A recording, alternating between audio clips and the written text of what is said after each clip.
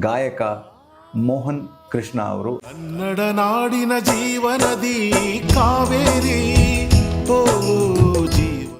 Doctor Rajkumar ಅವರು, doctor SP Balasubrahmanyam ಅವರು, ಇವ್ರ ಜೊತೆಗೆಲ್ಲ ಸುಮಾರು ವರ್ಷ ಕೆಲಸಗಳು ಮಾಡಿದ್ದೀನಿ. ಡಾಕ್ಟರ್ ರಾಜ್ಕುಮಾರ್ ಅವ್ರ ಜೊತೆಗೆ ಹೆಚ್ಚು. At the same time SP Balasubrahmanyam ಅವರು. ಇನ್ನೊಂದು ಪಂಕ್ಚುಯಾಲಿಟಿಗೆ ಉದಾಹರಣೆ ಅಂದರೆ ಅವ್ರ ಜೊತೆ ಕೂತ್ಕೊಳ್ಳೋದೇ ಒಂದು ದೊಡ್ಡ ಅನುಭವ. ಬರೀ ನೋಡ್ತಾ ಇರೋದು, ಬೇರೆ ಏನು ಬೇಡ, ಅವ್ರನ್ನ ಮಾತಾಡೋದು ನೋಡ್ತಾ ಇರೋದು, ಅವ್ರ ಕೆಲಸ ನೋಡ್ತಾ ಇರೋದು, ಅಥವಾ ಆ ಮುಖ, ಆ ತೇಜಸ್ ಇದೆಯಲ್ಲ, ಅದನ್ನ ನೋಡಿದ್ರೆ ನಮಗೆ ಕಲೆ ಬಂದ್ಬಿಡುತ್ತೆ, ಶಿಸ್ತು ಬಂದ್ಬಿಡುತ್ತೆ. ಅಲ್ಲಿ ಕೂತ್ಕೊಂಡು ಒಂದು 5 ನಿಮಿಷ ಮ್ಯೂಸಿಕ್ ಡೈರೆಕ್ಟರ್ ಜೊತೆ ಮಾತಾಡುವಾಗಲೇ ಅವ್ರಿಗೆ ಅಕಾಸ್ಟಿಕ್ ಗೊತ್ತಾಗ್ಬಿಡುತ್ತೆ, ಇಲ್ಲಿ ಏನಿದೆ, ಇದು ಇಲ್ಲಿ ಹೆಂಗೆ ಆಡಬೇಕು, ಯಾವ ರೇಂಜ್ ಅಂದರೆ ಮಿಡ್ ರೇಂಜ್ ಜಾಸ್ತಿ ಮಾಡಬೇಕಾ, ಬೇಸ್ ರೇಂಜ್ ಜಾಸ್ತಿ ಮಾಡಬೇಕಾ, ಹೈ ಜಾಸ್ತಿ ಮಾಡಬೇಕಾ, ಸಾಫ್ಟ್ ಹಾಡಬೇಕಾ ಅಂತ ಬರೀ ಮಾತಾಡೋದ್ರಲ್ಲೇ ಜಡ್ಜ್ಮೆಂಟ್ ಆಗೋಗ್ಬಿಡೋದಂತೆ ಅವ್ರಿಗೆ. ಯಾವುದು ನಿಮಗೆ SP ಸರ್ದು ಫೇವ್ರೆಟ್ ಹಾಡು ಅಂತ? ಅಯ್ಯೋ, SP ಸರ್ ಫೇವ್ರೇಟ್ ಯಾವುದು ಅಂತ ಕೇಳಿದ್ರೆ ನಾನು ಕೇಳಿರೋದೆಲ್ಲ ಫೇವ್ರೇಟ್ ಅವ್ರದ್ದು. ಆಸೆಯ ಭಾವ ಒಲವಿನ ಜೀವ ಒಂದಾಗಿ ಬಂದಿದೆ, ಹೊಸ ಬಗೆ ಗುಂಗಿನ ನಿಶತಾನೇರಿದಂತಿದೆ. ಅವ್ರು ಎಲ್ಲ ಹಾಡುಗಳನ್ನೂ ಹಾಡ್ತಿದ್ರು. ಸ್ಪೆಷಲಿ ಈ ಅಶ್ವಮೇಧ ಬಂದಂಥ ಸಮಯದಲ್ಲಿ ಆ ಟೈಟಲ್ ಟ್ರ್ಯಾಕ್ ಏನಿದೆ, ಅಶ್ವಮೇಧ ಹೃದಯ ಸಮುದ್ರ ಕಲಕಿ, ಆ ಹಾಡನ್ನು ಅಣ್ಣವ್ರು ಯಾಕೋ ಕಾರಣಾಂತರಗಳಿಂದ ಅದನ್ನು ಹಾಡ್ತಿರ್ಲಿಲ್ಲ. ಸ್ಟೇಜ್ ಹತ್ರ ಬರ್ತಾ ಇದ್ದಾರೆ, ಅವ್ರು ಮೇಲ್ಗಡೆ ಮೆಟ್ಲ ಹತ್ರ ನಿಂತ್ಕೊಂಡು ಕೇಳ್ತಾ ಇದ್ದಾರೆ, ಇನ್ನೇನು ಎಂಡ್ ಟೈಮು ಕೇಳ್ಕೊಂಡು ಹಿಂಗೆ ಬಂದು ನಿಂತಿದ್ದಾರೆ. ಹಿಂಗೆ ಬಂದ ತಕ್ಷಣ ಹೇಳಿದ್ರು, ಜಮಾಯಿಸ್ಬಿಟ್ರಿ ಅಂತ ನಮ್ಗೆ ಬೆಂತಟ್ಟು ಹೇಳಿದ್ರು ಡಾಕ್ಟರ್ ರಾಜ್ಕುಮಾರ್ ಅವರು. ಅಶ್ವಮೇಧ ಹಾಡು 1 ವಾರಗಳ ಕಾಲ ನಿದ್ದೆನೇ ಇಲ್ಲ ನಮಗೆ. ಇಲ್ಲ, ಸೆಕೆಂಡ್ ಥಾಟೇ ಇಲ್ಲ. PB ಶ್ರೀನಿವಾಸ್ ಅವ್ರನ್ನ ನಾವೆಲ್ಲ ಒಪ್ಕೊಂಡ್ಬಿಟ್ಟಿದ್ವಿ. ಡಾಕ್ಟರ್ ರಾಜ್ಕುಮಾರ್ ಅಂದರೆ ಅವ್ರದ್ದು ಶರೀರ, ಇವ್ರ ಶಾರೀರ ಅಂತ ಒಪ್ಕೊಂಡ್ಬಿಟ್ಟಿದ್ವಿ. ಮಾತಲ್ಲಿ ಕುಡಿಗಣ್ಣ ಸಂಚಲ್ಲಿ ನಗುವೆಂಬಹು ಚೆಲ್ಲಿ.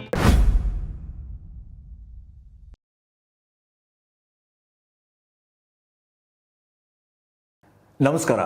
Dive deep with Badakila Pradeep ಕಾರ್ಯಕ್ರಮದ ಈ ಹೊಸ ಸಂಚಿಕೆಗೆ ನಿಮಗೆಲ್ರಿಗೂ ಕೂಡ ಸ್ವಾಗತ. ನಮ್ಮ ಸಂಚಿಕೆಗಳಲ್ಲಿ ಆಗಾಗ ಮಾತುಗಳ ಜೊತೆಗೆ ಮಾಧುರ್ಯ ಕೂಡ ಸೇರಿಕೊಳ್ಳುತ್ತೆ. ಮಾತೇ ಮಾಧುರ್ಯ ಅಂತ ಒಂದು ಕಡೆ ಆದರೆ, ಮಾಧುರ್ಯವೇ ಮಾತು ಅಂತ ಜೀವನವನ್ನು ನಡೆಸುವ ಅದೆಷ್ಟೋ ಸಾಧಕರನ್ನು ಸಂಧಿಸುವ ಪ್ರಯತ್ನವನ್ನು ನಾವು ಇಲ್ಲಿ ಮಾಡ್ತಾ ಇರ್ತೀವಿ. ಇವತ್ತು ಅಂತಹ ಒಬ್ಬ ಪ್ರತಿಭೆ, ಅಂತಹ ಒಬ್ಬ ಸಾಧಕ ನಮ್ಮ ಜೊತೆ ಇದ್ದಾರೆ. ಗಾಯಕ ಮೋಹನ್ ಕೃಷ್ಣ ಅವರು. ಅವರನ್ನು ನಮ್ಮ ಕಾರ್ಯಕ್ರಮಕ್ಕೆ ಸ್ವಾಗತ ಮಾಡೋಣ. ನಮಸ್ಕಾರ. ನಮಸ್ಕಾರ Pradeep. Thank you so much ನಮ್ಮ ಕಾರ್ಯಕ್ರಮಕ್ಕೆ ಬಂದಿದ್ದಕ್ಕೆ. ನಾವು ಥ್ಯಾಂಕ್ಸ್ ಹೇಳೋ ರೀತಿ ನಿಮಗೆ ಭಗವದ್ಗೀತೆಯ ಒಂದು ಪ್ರತಿಯನ್ನು ನೀಡ್ತೀವಿ. ಧನ್ಯವಾದಗಳು. ಧನ್ಯವಾದಗಳು. Thank you. ನಿಮ್ಮ ಹೆಸರಿನಲ್ಲೂ ಇದ್ದಾನೆ. ಹೌದು, ಆಕ್ಚುಲಿ ನನ್ನ ಹೆಸರಲ್ಲೂ ಇದ್ದಾನೆ. ಹೌದು, ನನ್ನ ಹೆಸರು ಕೃಷ್ಣ ಪ್ರದೀಪ್ ಅಂತ. ಹೆಚ್ಚಿನವರಿಗೆ ಪೂರ್ತಿ ಹೆಸರು ನನಗೆ ಗೊತ್ತಿರಲಿಲ್ಲ. ಹೇಗಿದ್ದೀರಿ? ಆರಾಮಿದ್ದೀನಿ, ತಾವಾಗಿದ್ದೀರಿ? ಚೆನ್ನಾಗಿದ್ದೇನೆ. ಖುಷಿ ಆಯಿತು ನಿಮ್ಮನ್ನು ಹೀಗೆ ಯಾವುದೋ ಒಂದು ಕಾರ್ಯಕ್ರಮದಲ್ಲೋ ವೇದಿಕೆಯಲ್ಲೋ ನೋಡೋದೋ, ವೇದಿಕೆ ಹಂಚ್ಕೊಳ್ಳೋದೋ ನಡೀತಾ ಇತ್ತು. ನಿಮ್ಮನ್ನು ನಮ್ಮ ಕಾರ್ಯಕ್ರಮಕ್ಕೆ ಆಹ್ವಾನಿಸಿದಾಗ ಪ್ರೀತಿಯಿಂದ ಬಂದಿದ್ದೀರಿ. ನನಗೂ ಬಹಳ ಖುಷಿ ಆಯಿತು. ಮೊದಲಿಗೆ ಏನಪ್ಪ ಅಂತಂದರೆ, ನೀವು ಸಾಧಾರಣ 40 ವರ್ಷದಿಂದ ಈ ಕ್ಷೇತ್ರದಲ್ಲಿ ಇದ್ದೀರಿ, ಅಂದರೆ ಸಾಧನೆ ಮಾಡ್ತಾ ಇದ್ದೀರಿ. ಒಂದು 20 ನಿಮಿಷ ಬೇಗ ಬಂದ್ರಿ ಪ್ರೋಗ್ರಾಮ್ಗೆ. ಇದು ಒಂದು ದುಶ್ಚಟ ನಿಮಗೆ ಮೊದಲಿಂದನೂ ಇದೆಯಾ? ಹೌದು, ಇದು ಮೊದಲನೇ ದುಶ್ಚಟ ನಂದು. ಯಾವುದೇ ಕಾರ್ಯಕ್ರಮಕ್ಕೆ ಹೋಗುವಾಗ ಕನಿಷ್ಠ ಪಕ್ಷ ಒಂದು 15-20 ನಿಮಿಷ, ಕನಿಷ್ಠ ಪಕ್ಷ ಅರ್ಧ ಗಂಟೆ 1 ಗಂಟೆ ಮೊದಲೇ ಇರ್ತೀನಿ ಯೂಶ್ವಲ್ ಆಗಿ ಯಾವುದೇ ಕಾರ್ಯಕ್ರಮಕ್ಕಾದಾಗಲೂ. ನಮ್ಮಿಂದ ಈ ಕಾರ್ಯಕ್ರಮದ ಆಯೋಜಕರಿಗೆ ಯಾವುದೇ ಕಾರ್ಯಕ್ರಮ ಆಗಲಿ, ಸಣ್ಣ ಕಾರ್ಯಕ್ರಮ ದೊಡ್ಡ ಕಾರ್ಯಕ್ರಮ ಅಂತೆಲ್ಲ ಲೆಕ್ಕ ಇಲ್ಲ, ಅದು ಯಾವುದೇ ಕಾರ್ಯಕ್ರಮ ಆಗಲಿ ಒಂದು 20 ನಿಮಿಷ ಮೊದಲಿರೋದಕ್ಕೆ. ಕಮಿಟ್ಮೆಂಟ್ ಬಗ್ಗೆ ಏನು ಹೇಳ್ತೀರಿ? ಎಲ್ಲಿಂದ ಬಂತು, ಹೇಗೆ ಬಂತು, ಯಾಕೆ ಬಂತು, ಮತ್ತು ಯಾಕೆ ಬೇಕು ಅದು ನಮಗೆ? ಖಂಡಿತ ಯಾವುದೇ ಒಬ್ಬ ಕಲಾವಿದ ಆಗಲಿ, ಯಾವುದೇ ಪ್ರೊಫೆಷನ್ ಆಗಲಿ, ಎಲ್ರಿಗೂ ಬೇಕಾಗಿರೋಂಥದ್ದು ಅದೇನೆ. ಇವತ್ತು ಏನು ಕೇಳಿದ್ರು ಮೊದಲು ನಾವು ಹೇಳೋದು, ಫಸ್ಟು ಬಂದ ತಕ್ಷಣ ಕೇಳೋದೆ ಸಾರಿ ಲೇಟಾಗೋಯ್ತು ಅಂತಲೇ ಫಸ್ಟ್ ಕೇಳೋದು. ಅದು ಕೇಳದೆ ನಾವು ಆಗಬೇಕಂತ ಮೊದಲು ನನಗೂ ಒಂದಷ್ಟು ದಿವಸ ಆಗಿತ್ತು ಇವೆಲ್ಲ. ಆದರೆ ನಾನು ಇದ್ದಂಥ ಜಾಗ, ನಾನು ಕಲಿತಂಥ ಜಾಗ, ಅದು ಏನಾಯಿತು? ಪಾಠ ಏನಿತ್ತು ಇದಕ್ಕೆ? ಪಾಠ ಅಂದರೆ ಅದನ್ನೇ, ಕಾರ್ಯಕ್ರಮಗಳಿಗೆ ಹೋಗ್ತಿದ್ದೆ ನಾನು. ಬೇಸಿಕಲಿ ಮ್ಯೂಸಿಕ್ 40 ವರ್ಷದಿಂದ ಅಂತ ಹೇಳಿದ್ನಲ್ಲ. ಸೊ ಆಗಿಂದ ಕಾರ್ಯಕ್ರಮಗಳಿಗೆ ಹೋದಾಗ ಒಂದು ಎಕ್ಸ್ಪೆಕ್ಟೇಷನ್ ಇರುತ್ತೆ. 7 ಗಂಟೆಗೆ ಕಾರ್ಯಕ್ರಮ ಅಂತ ಹೇಳಿದ್ರೆ, ನಾನು ಹಾಡ್ತಾ ಇದ್ದಂಥ ವಾದ್ಯಗೋಷ್ಠಿ ಅಲ್ಲೆಲ್ಲ 7 ಗಂಟೆಗೆ ಕಾರ್ಯಕ್ರಮ ಅಂತ ಹೇಳಿದ್ರೆ 6:30ಗೆ ಸ್ಟೇಜ್ ಮೇಲೆ ರೆಡಿ ಇರಬೇಕು ನಾವು. ಅದು ಕಾರ್ಯಕ್ರಮ ಪ್ರಾರಂಭ ಮಾಡಿ ಅಥವಾ ಇನ್ನೂ ಅರ್ಧ ಗಂಟೆ ಲೇಟಾಗಿ ಮಾಡಿ ಅಂತ ಹೇಳಿದ್ರು ಪರವಾಗಿಲ್ಲ, ಅದೆಲ್ಲ ಅವ್ರಿಗೆ ಸಂಬಂಧಪಟ್ಟಿದ್ದು. ಬಟ್ ನನಗೆ ಕಲಿಸ್ಕೊಟ್ಟಿದ್ದು ನಮ್ಮ ಗುರುಗಳು ಮೋಹನ್ ಜಿಂಪೆಟ್ಸ್, ಮೋಹನ್ ಅಂತಲೇ ಅವ್ರ ಹೆಸರು ಇದ್ದಿದ್ದು. ಸೊ ಅವರು ಅರ್ಧ ಗಂಟೆ 6:30ಗೆ ಎಲ್ಲರೂ ಪ್ರತಿಯೊಬ್ಬರು ರೆಡಿ ಇರಬೇಕು. ಸೊ ನಮ್ಮ ಕಡೆಯಿಂದ ಕರೆಸಿರೋರು ತೊಂದರೆ ಆಗಬಾರ್ದು ಅಂತ ಹೇಳಿ ಅದನ್ನು ಮೊದಲಿಂದ ಅಭ್ಯಾಸ ಮಾಡಿಸ್ಬಿಟ್ರು. ಅದು ಆಗಿ ಈಗ ಅವ್ರು ಲೇಟಾಗಿ ಯಾರು ಅವ್ರು ಶುರು ಮಾಡೋದು ಎಷ್ಟೊತ್ತಿಗಾದ್ರೂ ಸರಿ, ಅದು ಮುಗಿಯೋದು ಎಷ್ಟೊತ್ತಿಗಾದ್ರೂ ಸರಿ, ಎಷ್ಟೊತ್ತಿಗಾದ್ರೂ ಸರಿ, ನಮ್ಗೆ ಹೇಳಿದ ಸಮಯಕ್ಕೆ ರೆಡಿ ಇರುವಂಥದ್ದು ಪರಿಪಾಠ ಆಗೋಯ್ತು. ಸುಮಾರು 35 ವರ್ಷ 40 ವರ್ಷ. ಈ ಕಮಿಟ್ಮೆಂಟ್ ಇಲ್ಲದೆ ಅವಕಾಶಗಳು ಕಳ್ಕೊಂಡವ್ರು ನೋಡಿದೀರಾ? ಬೇಕಾದಷ್ಟಿದ್ದಾರೆ. ಯಾಕಂದ್ರೆ ನೀವು 40 ವರ್ಷ ಅಂದ್ರೆ ತುಂಬಾ ಜನರನ್ನು ನೋಡಿರ್ತೀರ. ಹೌದು. ಸಿಂಗರ್ಸ್ ಮೇಯ್ನ್ ಆಗಿ ನೋಡೋದಾದ್ರೆ ಏನು ಯಾವ್ದಾದ್ರು ಒಂದು ಇನ್ಸಿಡೆಂಟ್ ನೆನಪು ಬರುತ್ತಾ? ನಮ್ಮ ವಾದ್ಯಗೋಷ್ಠಿಯಲ್ಲೇ ನನ್ನ ಜೊತೆಗೆ ಹಾಡ್ತಾ ಇದ್ದಂಥ ಹೆಸರು ಹೇಳೋದು ಬೇಡ, ಕೆಲವರು ಗಾಯಕರು ಕಾರ್ಯಕ್ರಮಕ್ಕೆ ಲೇಟಾಗಿ ಬಂದಾಗ ನಮ್ಮ ಓನರ್ ಅವರು ಕೂರಿಸ್ಬಿಟ್ರು, ಕೆಳಗಡೆ ಕೂರಿಸ್ಬಿಡೋರು. ಅವರು ನೀವು ಆರಾಮಾಗಿ ಇಲ್ಲೇ ಕೂತ್ಕೊಳ್ಳಿ ಅಂತ ಹೇಳಿ ಆಡಿಯನ್ಸ್ ಕಾರ್ಯಕ್ರಮ ಮುಗಿಯೋರು ಕೂರಿಸಿ ಸಂಭಾವನೆ ಕೈ ಕೊಟ್ಟು ಕಳಿಸಿರೋರು. ಅದರಷ್ಟು ದೊಡ್ಡ ಅವಮಾನ ಬೇರೆ ಯಾವುದೂ ಇಲ್ವಲ್ಲ. ಸೊ ಅದನ್ನು ಒಂದೆರಡು ಸರಿ ನೋಡಿ ಯಾವತ್ತೂ ಹಿಂಗೆ ಆಗಬಾರ್ದು ನಮ್ಮಿಂದ ಅಂಥೇಳಿ ಅದೊಂದು ಪಾಠ ಆಯಿತು. ಅಚಾನಕ ಕೆಲವು ಸಾರಿಗೆ ತುಂಬ ತೀರಾ ಈ ಟ್ರಾಫಿಕ್ ಜಾಮ್ ತೀರಾ ಆಗ್ಬಿಡುತ್ತೆ. ಕೆಲವು ಸಾರಿ ನಾವು 1 ಗಂಟೆ ಮೊದಲೇ ಹೋದ್ರೂ ಕೆಲವು ಸಾರಿ ಟ್ರಾಫಿಕ್ ಜಾಮ್ ಆಗಿ ಇವೆಲ್ಲ ಆಗುತ್ತೆ. ಬೆಂಗಳೂರು ಅದರಲ್ಲೂ ಇರೋದು ನಾವು ಬೆಂಗಳೂರಲ್ಲಿ ಆಗೋದ್ರಿಂದ ಸೊ ಕೆಲವು ಸರಿ ನಮಗೂ ಆಗುತ್ತೆ. ಯಾವತ್ತೂ ಆಗಿಲ್ಲ ಅಂತಲ್ಲ, ಕೆಲವು ಸರಿ ಆಗಿದೆ. ಆದರೆ ಮನಪೂರ್ವಕವಾಗಿ ಯಾವತ್ತೂ ಲೇಟಾಗಿ ಹೋಗಬೇಕು ಅಥವಾ ಪರವಾಗಿಲ್ಲ ಹೋದ್ರು ಹೇಗಿದ್ರು ಲೇಟ್ ಆಗಿ ಸ್ಟಾರ್ಟ್ ಆಗುತ್ತೆ, ನಾನು ಆರಾಮ್ಸೆ ಹೋಗ್ತೀನಿ, ಆ ಥರದ್ದೇನು ಮಾಡಿಲ್ಲ. ನಾವು ಒಂದು 10 ನಿಮಿಷ ಲೇಟ್ ಸ್ಟಾರ್ಟ್ ಮಾಡಿ 10-15 ನಿಮಿಷ ಲೇಟ್ ಸ್ಟಾರ್ಟ್ ಮಾಡಿದ್ವಿ. ಏನೂ ಪರವಾಗಿಲ್ಲ, ನಮ್ಮ ಕಡೆಯಿಂದ ತೊಂದರೆ ಆಗ್ಬಾರ್ದು. ಅದೇ ನಿಮ್ಮ ಪ್ರಶ್ನೆ ನಂಗೆ ಅದು ನಾಟ್ತು.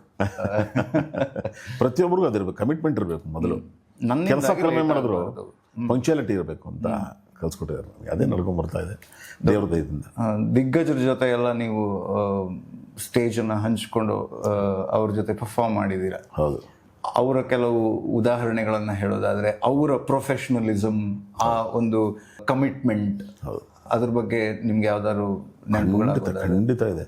ಡಾಕ್ಟರ್ ರಾಜ್ಕುಮಾರ್ ಅವರು, ಡಾಕ್ಟರ್ SP ಬಾಲಸುಬ್ರಹ್ಮಣ್ಯಂ ಅವರು, ಇವ್ರ ಜೊತೆಗೆಲ್ಲ ಸುಮಾರು ವರ್ಷ ಕೆಲಸಗಳು ಮಾಡಿದ್ದೀನಿ. ಡಾಕ್ಟರ್ ರಾಜ್ಕುಮಾರ್ ಅವ್ರ ಜೊತೆಗೆ ಹೆಚ್ಚು ಒಂದು 10-12 ವರ್ಷಗಳ ಕಾಲ ಅವರ ಸಂಗೀತ ರಸಮಂಜರಿ ಕಾರ್ಯಕ್ರಮದಲ್ಲಿ ನಮ್ದು ಮೋಹನ್ ಜಿಂಪೆಟ್ಸ್ ಅನ್ನೋ ವಾದ್ಯಗೋಷ್ಠಿ ಅಕಂಪನಿ ಮಾಡ್ತಾ ಇದ್ದು ನಾವೇನೆ, ಅಂದರೆ ನಮ್ಮ ಗ್ರೂಪು. ಸೊ ಅಲ್ಲಿ ನಾನು ಹೋಗ್ತಿದ್ದೆ. ಡಾಕ್ಟರ್ ರಾಜ್ಕುಮಾರ್ ಅಂತ ಹೇಳಿದ್ರೆ ಕೇಳೋಂಥದ್ದೇ ಇಲ್ಲ. ಶಿಸ್ತು, ಎಲ್ಲ ಸಮಯ ಪರಿಪಾಲನೆಯಿಂದ ಹಿಡಿದು, ಹಾಡೋದ್ರಿಂದ ಹಿಡಿದು, ದ ವೇ ಅವರು ಮಾಡ್ಕೋತಾ ಇದ್ದಂಥ ಡ್ರೆಸ್ಸಿಂಗ್ ಸೆನ್ಸಿಂದ ಹಿಡಿದು ಎಲ್ಲ ಇರೋದು. At the same time SP Balasubrahmanyam ಅವರು ಇನ್ನೊಂದು ಪಂಕ್ಚುಯಾಲಿಟಿಗೆ ಉದಾಹರಣೆ ಅಂದರೆ ಅವರೇನೆ. ಓಕೆ. ಕಾರ್ಯಕ್ರಮಗಳಿಗೆ ಬಂದಾಗ ಕೇವಲ ಒಂದು ಪೆನ್ನು ಸಹ ಅವ್ರು ಬೇರೆಯವ್ರ ಹತ್ರ ಕೇಳ್ತಾ ಇರಲಿಲ್ಲ. ಒಂದು ಪೇಪರ್, ಒಂದು ಪೆನ್ನು ಕೂಡ ಅವ್ರು ಬೇರೆಯವ್ರ ಹತ್ರ ಕೇಳ್ತಿರ್ಲಿಲ್ಲ. ಅಷ್ಟು ರೆಡಿಯಾಗಿ ಬರ್ತಿದ್ರು. ವಿತ್ ಸ್ಟ್ಯಾಂಡ್, ನೊಟೇಷನ್ ಇಡುವಂಥ ಸ್ಟ್ಯಾಂಡಿಂದ ಹಿಡಿದು, ಒಂದು ಬುಕ್ಕಿಂದ ಹಿಡಿದು, ಪೇಪರಿಂದ ಹಿಡಿದು, ಪೆನ್ನಿಂದ ಹಿಡಿದು ಎಲ್ಲ ಅವ್ರು ತೊಗೊಂಬರೋ. ಯಾರ ಮೇಲೆ ಡಿಪೆಂಡ್ ಆಗ್ತಾನೆ ಇರಲಿಲ್ಲ. ಅಷ್ಟು ಬ್ಯುಸಿ ಅವರು, ಅಷ್ಟು ಬ್ಯುಸಿ ಇದ್ರು ಸಹ. ಒಂದು ಮಾತು ಕೇಳಿದ್ರೆ ಯಾರು ಬೇಕಾದ್ರೂ ತಂದು ಕೊಡ್ತಾರೆ, ಇಲ್ಲ ಲಿರಿಕ್ಸ್ ಏನಾದ್ರು ಕೊಟ್ಬಿಡ್ತಾರೆ, ಮಾಡ್ತಾರೆ. ಆದರೆ ಕೇಳ್ತಿರ್ಲಿಲ್ಲ ಅವರು. ಸೊ ಅಷ್ಟು ಕಮಿಟ್ಮೆಂಟ್ ಅವ್ರದ್ದು, ಶಿಸ್ತು. ನಮ್ಮ ಕೆಲಸ ಏನಿದೆ ಪೂರ್ತಿ ನಾವು ಮಾಡಿಬಿಡ್ಬೇಕು, ನಮ್ಮಿಂದ ತೊಂದರೆ ಆಗಬಾರ್ದು. ನಿಜ. ಈ ರೀತಿನೇ ಅವ್ರನ್ನೆಲ್ಲ ನೋಡಿನೇ ಕಲ್ತಿದ್ದು ನಾವು ಡಾಕ್ಟರ್ ರಾಜ್ಕುಮಾರ್ ಅವ್ರ ಬಗ್ಗೆ ಮಾತಾಡೋಣ. 12 ವರ್ಷದ ಅಂದಾಜು, 12 ವರ್ಷಗಳ ಕಾಲ ಏನಾದರೂ ಮರೆಯೋಕ್ಕೆ ಆಗದೆ ಇರುವಂತಹ ಎಕ್ಸ್ಪೀರಿಯನ್ಸಸ್ ಅವ್ರದ್ದು? ಡಾಕ್ಟರ್ ರಾಜ್ಕುಮಾರ್ ಅವ್ರ ಜೊತೆ ಇದ್ದಿದ್ದ ಅನುಭವಗಳು ಹೇಳ್ಬೇಕಂದ್ರೆ ಒಂದು 4-5 ಎಪಿಸೋಡ್ ಮಾಡಬೇಕಾಗುತ್ತೆ. ಅಷ್ಟು ಅನುಭವ ಇದೆ. ಅಂದರೆ ಯಾಕಂದ್ರೆ ಅದನ್ನು ಕೇಳೋದಕ್ಕೆ ಖುಷಿ. ಅದಕ್ಕೋಸ್ಕರ ಅವ್ರ ಸಾಮೀಪ್ಯ ಇದೆಯಲ್ಲ, ಅವ್ರ ಜೊತೆ ಕೂತ್ಕೊಳ್ಳೋದೇ ಒಂದು ದೊಡ್ಡ ಅನುಭವ. ಬರೀ ನೋಡ್ತಾ ಇರೋದು, ಬೇರೆ ಏನು ಬೇಡ. ಅವ್ರನ್ನ ಮಾತಾಡೋದು ನೋಡ್ತಾ ಇರೋದು, ಅವ್ರ ಕೆಲಸ ನೋಡ್ತಾ ಇರೋದು, ಅಥವಾ ಅವರ ಆ ಮುಖ, ಆ ತೇಜಸ್ ಇದೆಯಲ್ಲ, ಅದನ್ನ ನೋಡಿದ್ರೆ ನಮಗೆ ಕಲೆ ಬಂದ್ಬಿಡುತ್ತೆ, ಶಿಸ್ತು ಬಂದ್ಬಿಡುತ್ತೆ. ಎಲ್ಲ ಆ ರೀತಿಯ ಒಂದು ತೇಜಸ್ಸು ಅವರ ಮುಖದಲ್ಲಿ. ಸಾಮಾನ್ಯವಾಗಿ ಬೇರೆ ಯಾವುದೇ ದೊಡ್ಡ ವ್ಯಕ್ತಿಗಳು, ಬೇರೆ ಯಾರಾದರೂ ಅವ್ರನ್ನೆಲ್ಲ ನೋಡಿ, ಮುಖ ನೋಡಿ ಕೆಲವು ಸರಿ ಮಾತಾಡ್ಬೋದು ನಾವು. ಆದರೆ ಡಾಕ್ಟರ್ ರಾಜ್ಕುಮಾರ್ ಅವರ ವ್ಯಕ್ತಿತ್ವ, ಅವರ ಒಂದು ಪರ್ಸನಾಲಿಟಿ ಅಂತ ಏನು ಹೇಳ್ತಾರೆ. ಯಾಕೆ ಅಂದ್ರೆ ಏನು ಅಟ್ರಾಕ್ಟ್ ಮಾಡುತ್ತೆ ನಿಮಗೆ? ಸಾಧನೆ, ಅವ್ರು ಮಾಡಿರುವಂಥ ಸಾಧನೆ ಇದೆಯಲ್ಲ, ಒಂದು ಏನಂತಾರದು ತಪಸ್ಸು, ಕಲೆಗಾಗಿ ಅವ್ರು ಮಾಡಿರುವಂಥ ತಪಸ್ಸು ಇದೆಯಲ್ಲ, ಆ ತಪಸ್ಸು ಕಣ್ಣಿನಲ್ಲಿ ತೇಜಸ್ಸು ಕಾಣೋದು ನಮಗೆ. ಅಷ್ಟು ತೀಕ್ಷ್ಣತೆ ಇತ್ತು ಅವ್ರ ಕಣ್ಣಲ್ಲಿ. ಡಾಕ್ಟರ್ ರಾಜ್ಕುಮಾರ್ ಅವ್ರ ಕಣ್ಣಲ್ಲಿ ಅಷ್ಟು ತೀಕ್ಷ್ಣತೆ ಇದೆ. ನೀವು 1 ನಿಮಿಷಕ್ಕೆ, ನೀವು ಒಂದು 2-3 ಸೆಕೆಂಡ್ಗಿಂತ ಜಾಸ್ತಿ ನೀವು ಅವ್ರ ಕಣ್ಣಲ್ಲಿ ನೋಡಿ ಮಾತಾಡೋಕ್ಕಾಗಲ್ಲ. ಅಂಥ ಒಂದು ತೀಕ್ಷ್ಣತೆ, ಅಂಥ ಒಂದು ತೇಜಸ್ಸಿತ್ತು ಅವ್ರ ಮುಖದಲ್ಲಿ. ಇವಾಗ ನೋಡಿ ಹಿಂಗೆ ತಲೆ ಬಗ್ಸ್ಕೊಂಡ್ಬಿಡ್ಬೇಕು ಅಷ್ಟೇ ಅವ್ರನ್ನ. ಆ ರೀತಿ ಒಂದು ತೇಜಸ್ ಅವ್ರದ್ದು. ಅವ್ರೆಲ್ಲ ಅಭ್ಯಾಸಕ್ಕೆ ನಾವು ಕೂತಾಗಲೂ ಅಷ್ಟೇ ರಿಹರ್ಸಲ್ಸ್ ಎಲ್ಲ ಮಾಡ್ತಾ ಇದ್ವಿ. ಪ್ರೋಗ್ರಾಮ್ಗೆ ಇರುವ 1 ವಾರಗಳ ಹಿಂದೆ ಅವ್ರ ಮನೆಗೆ ಹೋಗಿ ರಿಹರ್ಸಲ್ಸ್ ಅದು ನಡೀತಾ ಇತ್ತು. ಅಲ್ಲಿ ಅವ್ರು ಹಾಡ್ತಾ ಇದ್ದಿದ್ದ ರೀತಿ ನಾವೆಲ್ಲ ಹಿಂಗೆ ಕೂತ್ಕೊಂಡಿದ್ರೆ ಅವರು ಏನಾದರೂ ಒಂದು ಎಕ್ಸ್ಪೀರಿಯನ್ಸ್ ಇದೆಯಾ? ಖಂಡಿತ. ಅವರು ವಜ್ರಾಸನ ಹಾಕೊಂಡು ಕೂತ್ಕೊಳ್ಳೋರು. ಒಂದು ಪ್ರಾಕ್ಟೀಸ್ಗೆ ರಿಹರ್ಸಲ್ ಮಾಡುವಾಗ ವಜ್ರಾಸನ ಹಾಕೊಂಡು ಕೂತ್ಕೊಂಡು ಸುಮಾರು 3 ಗಂಟೆ 4 ಗಂಟೆಗಳ ಕಾಲ ರಿಹರ್ಸಲ್ ನಡೆಯೋದು ಅವ್ರ ಮನೆಯಲ್ಲಿ ವಿತ್ ಮ್ಯೂಸಿಷಿಯನ್ಸ್, ಒಂದು 4-5 ಜನ ಮ್ಯೂಸಿಷಿಯನ್ಸ್. ಅವ್ರು ಹಾಡೋದಿರೋದು, ಮಿಕ್ದವ್ರೆಲ್ಲ ಒಂದು 2 ನಿಮಿಷ ಆದ ತಕ್ಷಣ ಕಾಲಿಂಗ್ ಅನ್ಕೊಂಡು ಕೂತ್ಕೊಳ್ಳೋದು, ಹಿಂಗೆ ತಿರ್ಕೊಂಡು ಕೂತ್ಕೊಳ್ಳೋದು, ಕೆಳಗಡೆ ಕೂತು ಅಭ್ಯಾಸ ಇರಲ್ಲ. ಅವರು ವಜ್ರಾಸನದಲ್ಲಿ ಕೂತು ವಿತೌಟ್ ಮೈಕ್, ನಮಗೆಲ್ಲ ಎಲೆಕ್ಟ್ರಾನಿಕ್ ಇನ್ಸ್ಟ್ರೂಮೆಂಟ್ ಒಂದು 2-3 ಇರೋದು, ಒಂದು ತಬಲಾ, ಡೋಲಕ್ ಇತ್ಯಾದಿ ಯಾವ್ದಾದ್ರು ಒಂದಿರೋದು, ಆ ಇನ್ಸ್ಟ್ರೂಮೆಂಟ್ ವಾದ್ಯಗಳ ಜೊತೆಯಲ್ಲಿ ಅದು ಮುಚ್ಚೋ ರೀತಿಯಲ್ಲಿ ಅವರು ಶಾರೀರ ಹಾಡೋರು. ಅವ್ರು ನೀವು ಹಾಗೆ ಹಾಡೋರು, ಓಪನ್ ಹಾಡೋರು, 2-3 ಗಂಟೆಗಳ ಕಾಲ ಸತತವಾಗಿ ಹಾಡೋರು. ಎಲ್ಲ ರೇಂಜಲ್ಲೂ, ಮಿಡ್, ಬೇಸು, ಹೈ, ಎಲ್ಲ ರೇಂಜಲ್ಲೂ ಆರಾಮಾಗಿ ಕೂತು ಹಾಡೋರು ಅವರು. ಆ ಒಂದು ಸ್ಟ್ಯಾಮಿನಾ, ಆ ಒಂದು ವಾಯ್ಸ್ ಡೆಪ್ತು, ಸೊ ಅದು ನಮ್ಗೆ ಭಯ ಪಡಿಸ್ಬಿಡೋದು. ಹೆಂಗೆ ಹಾಡ್ತಾರೆ ಇವರು ವಿತೌಟ್ ಮೈಕ್, ಎಲ್ಲ ಇನ್ಸ್ಟ್ರೂಮೆಂಟ್ ಅದ್ರ ಮುಂದೆ ವಿದೌಟ್ ಎನಿ ಫಾರ್ಮಲ್ ಟ್ರೈನಿಂಗ್ ಅಂತ ಅನ್ಸುತ್ತೆ. ಅದೆಲ್ಲ ಅವರು ಅಷ್ಟೊಂದು ಜಾಸ್ತಿ ಟ್ರೈನಿಂಗ್ ತಗೊಂಡವರಲ್ವಲ್ಲ ಅವರು. ಅಲ್ಲ, ಡ್ರಾಮಾಗಳೆಲ್ಲ ಹಾಡಿದವರು ಹಾಡಿ ಮಾತ್ರ. ಐ ಥಿಂಕ್ ಅವ್ರ ಬಗ್ಗೆನೂ ನೋಡೋದಾದ್ರೂ ಹಾಗೇನೆ ಡಾಕ್ಟರ್ SP ಸರ್ ಕೂಡ. ಹೌದು ಹೌದು, ಅವ್ರು ಯಾರು ಕೂಡ ಹೆಚ್ಚು ಶಾಸ್ತ್ರೀಯವಾಗಿ ಕಲಿತವರಲ್ಲ. ಶಾಸ್ತ್ರೀಯವಾಗಿ ಕಲಿಯೋದು ಬೇರೆ ಒಂದು ಕಡೆ ನಿಜ, ಆದರೆ ಹಾಡನ್ನು ಕಲಿಯೋದು, ಅಭ್ಯಾಸ ಮಾಡೋದು, ಆ ಧ್ವನಿ ವಾಯ್ಸ್ ಕಲ್ಚರ್ ಅಂತ ಏನು ಹೇಳ್ತೇವೆ, ಅದು ಬೇರೆ. ರೈಟ್. ಅವರು ವೇದಿಕೆಗಳಲ್ಲಿ ಅಂದರೆ ಡ್ರಾಮಾಗಳೆಲ್ಲ, ಅವರು ನಾಟಕಗಳಲ್ಲಿ ಅಭ್ಯಾಸ ಮಾಡಿರೋದ್ರಿಂದ ಅವಾಗೆಲ್ಲ ಮೈಕ್ ಫೆಸಿಲಿಟಿನೇ ಇರಲಿಲ್ವಲ್ಲ ಆ ಕಾಲದಲ್ಲಿ. ಅವರೆಲ್ಲ ಡ್ರಾಮಾ ಮಾಡುವಂಥ ಕಾಲದಲ್ಲಿ ಆಡಿಟೋರಿಯಂ ಜನ ಎಷ್ಟು ದೂರ ಕೂತಿದ್ದಾರೆ ಅಷ್ಟು ಜನಕ್ಕೆ ಇವರು ಹಾಡೋದೇ ಕೇಳಬೇಕು, ಅಲ್ಲಿಗೆ ರೀಚ್ ಆಗಬೇಕು. ಸೊ ಆ ರೀತಿ ಹಾಡಿ ಹಾಡಿ ಹಾಡಿ ಅವ್ರಿಗೆ ಅಭ್ಯಾಸ ಆಗಿ ಅವ್ರ ವಾಯ್ಸಲ್ಲಿ ಆ ಡೆಪ್ತ್ ಇತ್ತು, ಎಲ್ಲವೂ ಬಂದ್ಬಿಟ್ಟಿತ್ತು. ಒಂದು ಶಾರೀರಿಕ ಏನೇನು ಎಕ್ಸಸೈಸ್ ಬೇಕು ಎಲ್ಲ ಆ ಕಾಲದಲ್ಲೇ ಮಾಡಿಬಿಟ್ಟಿದ್ರು. ಹಂಗಾಗಿ ಇವೆಲ್ಲ ಮೈಕಲ್ ಹಾಡೋದೆಲ್ಲ ಅವ್ರಿಗೆ ಸರ್ವೇ ಸಾಧಾರಣ. ಆ ರೀತಿ SP ಬಾಲಸುಬ್ರಹ್ಮಣ್ಯಂ ಅವರು ಅಷ್ಟೇ. ಅವ್ರಿಗೆ ಒಂದು ಯಾವುದೋ ಒಂದು ಕಾರ್ಯಕ್ರಮದಲ್ಲಿ ನಾನು ಕೇಳಿದ್ದೆ, ಒಂದು ಸಂವಾದ ಇತ್ತು. ಅಂದರೆ ಗಾಯಕರುಗಳು ಮತ್ತು doctor SP Balasubrahmanyam, S Janaki ಅಮ್ಮ ಅವ್ರನ್ನೆಲ್ಲ ಕೂರಿಸಿ ಗಾಯಕರುಗಳು ನಮ್ಮಲ್ಲಿ ಏನಾದರೂ ಡೌಟ್ಸ್ ಇದ್ರೆ ಅವ್ರನ್ನ ಕೇಳುವಂಥದ್ದು ಒಂದು ಸಂವಾದದ ಕಾರ್ಯಕ್ರಮ ಒಂದು ಕಡೆ ಏರ್ಪಡಿಸಿದ್ರು. ಅಲ್ಲಿ ನಾನು ಕ್ವಶನ್ ಕೇಳಿದೆ, ಎಲ್ರಿಗೂ ಒಂದೊಂದು ಅವಕಾಶ ಇತ್ತು. ಅವಾಗ ನಾನು ಕೇಳಿದೆ SP ಬಾಲಸುಬ್ರಹ್ಮಣ್ಯಂ, ಸರ್ ನಾನು ಹಾಡ್ತೇನೆ ಪಬ್ಲಿಕ್ ಪ್ರೋಗ್ರಾಮಲ್ಲಿ, ಸುಮಾರು ವರ್ಷಗಳಿಂದ ಹಾಡ್ತಿದ್ದೇನೆ. ನಾವು ಹಾಡುವಾಗ ಪಬ್ಲಿಕ್ ಪ್ರೋಗ್ರಾಮಲ್ಲಿ ಮೈಕಲ್ಲಿ ತುಂಬ ಚೆನ್ನಾಗಿ ಬರುತ್ತೆ, ಡೆಪ್ತಾಗಿ ಬರುತ್ತೆ. ರೆಕಾರ್ಡಿಂಗಲ್ಲಿ ಹೋದಾಗ ಆ ಡೆಪ್ತು ಇರೋಲ್ಲ, ತುಂಬ ಫೇಬಲ್ ಆಗಿರುತ್ತೆ ನಮ್ಮ ವಾಯ್ಸು. ಅದು ಏನು ಮಾಡಬೇಕು ಅದಕ್ಕೆ ಅಂತ ಗೊತ್ತಾಗ್ತಲ್ಲ ನನಗೆ ಏನು ಅಂತ ಹೇಳಿದ್ರು. ಇಲ್ಲ ಅಭ್ಯಾಸ ಅಷ್ಟೇ ಅದು. ಅವರು ಅಭ್ಯಾಸ ಹೇಗೆ ಮಾಡ್ತಿದ್ರು ಅಂದರೆ, ಹೋಗಿ ಕೂತ್ಕೊಂಡಿದ ತಕ್ಷಣ ಅವ್ರಿಗೆ ಅಕಾಸ್ಟಿಕ್ ಏನಿದೆ ಆ ಹಾಲ್ದು, ಬೇರೆ ಬೇರೆ ರೆಕಾರ್ಡಿಂಗ್ ಥಿಯೇಟರ್ಸ್ ಹೋದಾಗ ಹೌದು ಸ್ವಲ್ಪ ಆಯ್ತು, ಈಗ ನಾವು ಮಾತಾಡ್ತಾ ಇರ್ತಾರೆ ಒಂದು 5 ನಿಮಿಷ ಮಾತಾಡೋರಂತೆ, ಮಾತಾಡಿದಾಗಲೇ ಅವ್ರಿಗೆ ಗೊತ್ತಾಗ್ಬಿಡೋದಂತೆ ಜಡ್ಜ್ಮೆಂಟ್. ಅಂದರೆ ಈ ಹಾಲ್ ಅಕಾಸ್ಟಿಕ್ ಹೆಂಗಿದೆ, ಇಲ್ಲಿ ಹೆಂಗೆ ಆಡಬೇಕು. ಸ್ಟುಡಿಯೋ ಒಳಗಡೆನೆ. ಸೊ ಪ್ರತಿ ಸ್ಟುಡಿಯೋದು ಅಕಾಸ್ಟಿಕ್ಸ್ ಸ್ವಲ್ಪ ವ್ಯತ್ಯಾಸ ಇರುತ್ತೆ. ಹೌದು, ಖಂಡಿತ ವ್ಯತ್ಯಾಸ ಇರುತ್ತೆ. ಅಲ್ಲಿ ಕೂತ್ಕೊಂಡು ಒಂದು 5 ನಿಮಿಷ ಮ್ಯೂಸಿಕ್ ಡೈರೆಕ್ಟರ್ ಜೊತೆ ಮಾತಾಡುವಾಗಲೇ ಅವ್ರಿಗೆ ಅಕಾಸ್ಟಿಕ್ ಗೊತ್ತಾಗ್ಬಿಡುತ್ತೆ, ಇಲ್ಲಿ ಏನಿದೆ ಇದು, ಇಲ್ಲಿ ಹೆಂಗೆ ಆಡಬೇಕು, ಯಾವ ರೇಂಜ್ ಅಂದರೆ ಮಿಡ್ ರೇಂಜ್ ಜಾಸ್ತಿ ಮಾಡಬೇಕಾ, ಬೇಸ್ ರೇಂಜ್ ಜಾಸ್ತಿ ಮಾಡಬೇಕಾ, ಹೈ ಜಾಸ್ತಿ ಮಾಡಬೇಕಾ, ಸಾಫ್ಟ್ ಹಾಡಬೇಕಾ ಅಂತ ಬರೀ ಮಾತಾಡೋದ್ರಲ್ಲೇ ಜಡ್ಜ್ಮೆಂಟ್ ಆಗೋಗ್ಬಿಡೋದಂತೆ ಅವ್ರಿಗೆ. ಅದು ಹೆಂಗೆ ಕಲಿಯೋದು ಅಂತ ಹೇಳಿದ್ರು ಕೇಳಿದ್ರಿಲ್ಲ, ಇದು ಅಭ್ಯಾಸ ಅಷ್ಟೇ. ನೀವು ಹೋಗ್ತಾ ಹೋಗ್ತಾ ನಿಮ್ಗೆ ಎಕ್ಸ್ಪೀರಿಯನ್ಸ್ ಆಗ್ತಾ ಗೊತ್ತಾಗುತ್ತೆ. ಎಕ್ಸ್ಪೀರಿಯನ್ಸ್ ಮಾಡ್ಬೇಕು. ಎಲ್ಲರೂ ಚೆನ್ನಾಗಿ ಹಾಡ್ತಾರೆ. ಈಗ ನೀವು ಮಾತಾಡೋದು ನೋಡಿದ್ರೆ ಗೊತ್ತಾಗ್ತದೆ ಒಳ್ಳೆ ಡೆಪ್ತ್ ಇದೆ ನಿಮ್ಮ ವಾಯ್ಸಲ್ಲಿ. ಥಿಯೇಟ್ರಲ್ಲಿ ಯಾಕೆ ಬರಲ್ಲ ಅಂದರೆ it will comes by experience. ನೀವು ಹೋಗ್ತಾ ಹಾಡ್ತಾ ಎಕ್ಸ್ಪೀರಿಯನ್ಸ್ ಅದು ಗೊತ್ತಾಗುತ್ತೆ ಅಂತ. ಅಂದರೆ ಎಷ್ಟು ಅವರು ಅಬ್ಸರ್ವೇಷನ್ ಇರಬೇಕು, ಎಷ್ಟು ನಾಲೆಡ್ಜ್ ಇರಬೇಕು ಆ ಒಂದು ನಿಜ ಬರಬೇಕಂದ್ರೆ. ಅದು ಇವತ್ತಿನಷ್ಟು ಟೆಕ್ನಾಲಜಿ ಯಾವತ್ತು ಇರಲಿಲ್ವಲ್ಲ. 1000 ಗಟ್ಟಲೆ ಹಾಡುಗಳನ್ನ 40-50 ಕೊಡುಗೆಯಾಗಿ ಕೊಟ್ಟಿದ್ದಾರೆ. ಹಾಡಿದ್ದಾರೆ ಅಂತ ಹೇಳಿದ್ರೆ ಅದು ಕಮ್ಮಿ ಆಗುತ್ತೆ ಅನ್ಸುತ್ತೆ ನನ್ನ ಪ್ರಕಾರ. ಹೌದು, ಕೊಡುಗೆ ಅದು. ಐ ಥಿಂಕ್ ಇನ್ನು ಬೇಕು ಅಂತಂದ್ರೆ ಸಿಗಲ್ಲ ಅವರು. ಆಮೇಲೆ ಒಂದು ಭಾವನೆ ಅಲ್ವಲ್ಲ, ನವರಸಗಳು ಯಾವ ಭಾವನೆ ಕೊಟ್ಟರು ಅದಕ್ಕೆ ಸೂಕ್ತವಾದ ನ್ಯಾಯ ಒದಗಿಸೋದು ಬಹಳ ಕಷ್ಟದ ಕೆಲಸ. ಅದನ್ನೆಲ್ಲ ಕೇಳಿ ಚೂರು ನಮಗೆ ಬಂದಿರೋದು. ಏನೋ ಒಂದು ಚೂರು ಹಾಡ್ತೀವಿ ಅಂತ ಹೇಳಿದ್ರೆ ಅವ್ರನ್ನೆಲ್ಲ ಕೇಳಿ, ಅವ್ರ ಹಾಡುಗಳನ್ನ ಕೇಳಿ, ಎಲ್ಲ ಭಾವನೆ ಹಾಡುಗಳನ್ನ ಕೇಳಿ ಅಭ್ಯಾಸ ಆಗಿರೋದು. ಯಾವುದು ನಿಮಗೆ SP ಸರ್ದು ಫೇವ್ರೆಟ್ ಹಾಡು ಅಂತ? ಅಯ್ಯೋ, SP ಸರ್ ಫೇವ್ರೇಟ್ ಯಾವುದು ಅಂತ ಕೇಳಿದ್ರೆ ನಾನು ಕೇಳಿರೋದೆಲ್ಲ ಫೇವ್ರೇಟೇ ಅವ್ರದ್ದು. ನನ್ನ ಪ್ರಕಾರ ಒಂದು 40,000 ಹಾಡಲ್ಲಿ ನಾವು ಒಂದು 20-25-30,000 ಹಾಡು ಕೇಳಿರ್ಬೋದು. ಅದಷ್ಟು ಫೇವ್ರೇಟ್. ಅಷ್ಟು ಯಾವ್ದಾದ್ರು ನೆನಪಾಗುವಂಥದ್ದು 1-2 ಸಾಲು ಹಾಡ್ಬೇಕಾ? ಹಾಡು ನಿಮ್ಮ ಸಿಂಗರನ್ನು ಕರೆಸಿ ನಾವು ಹಾಡದೆ ಅನ್ಯಾಯ ಆಗುತ್ತೆ. ಬೇಕಾದಷ್ಟಿದೆ. 4 ಭಾಷೆಗಳಲ್ಲಿ ಬೇಕಾದಷ್ಟು ಹಾಡುಗಳು ಅವ್ರು ಹಾಡೋದಿದೆ. ಮೋಸ್ಟ್ ಫೇವ್ರೆಟ್ ದೇವರ ಗುಡಿ ಸಿನಿಮಾದು ಆಸೆಯ ಭಾವ ಒಲವಿನ ಜೀವ ಒಂದಾಗಿ ಬಂದಿದೆ ಆಸೆಯ ಭಾವ ಒಲವಿನ ಜೀವ ಒಂದಾಗಿ ಬಂದಿದೆ ಹೊಸ ಬಗೆ ಗುಂಗಿನ ನಿಶೆ ತಾನೇರಿದಂತಿದೆ ಆಸೆಯ ಭಾವ ಒಲವಿನ ಜೀವ ಒಂದಾಗಿ ಬಂದಿದೆ. ಈ ಥರದ ಎಲ್ಲ ಭಾಷೆಗಳಲ್ಲೂ ಕನ್ನಡದಲ್ಲೇ ಒಂದು ಸಾವಿರಾರು ಹಾಡುಗಳಿದೆ. ಮೋಸ್ಟ್ ಫೇವ್ರೆಟ್ ಸಾಂಗ್ಗಳು.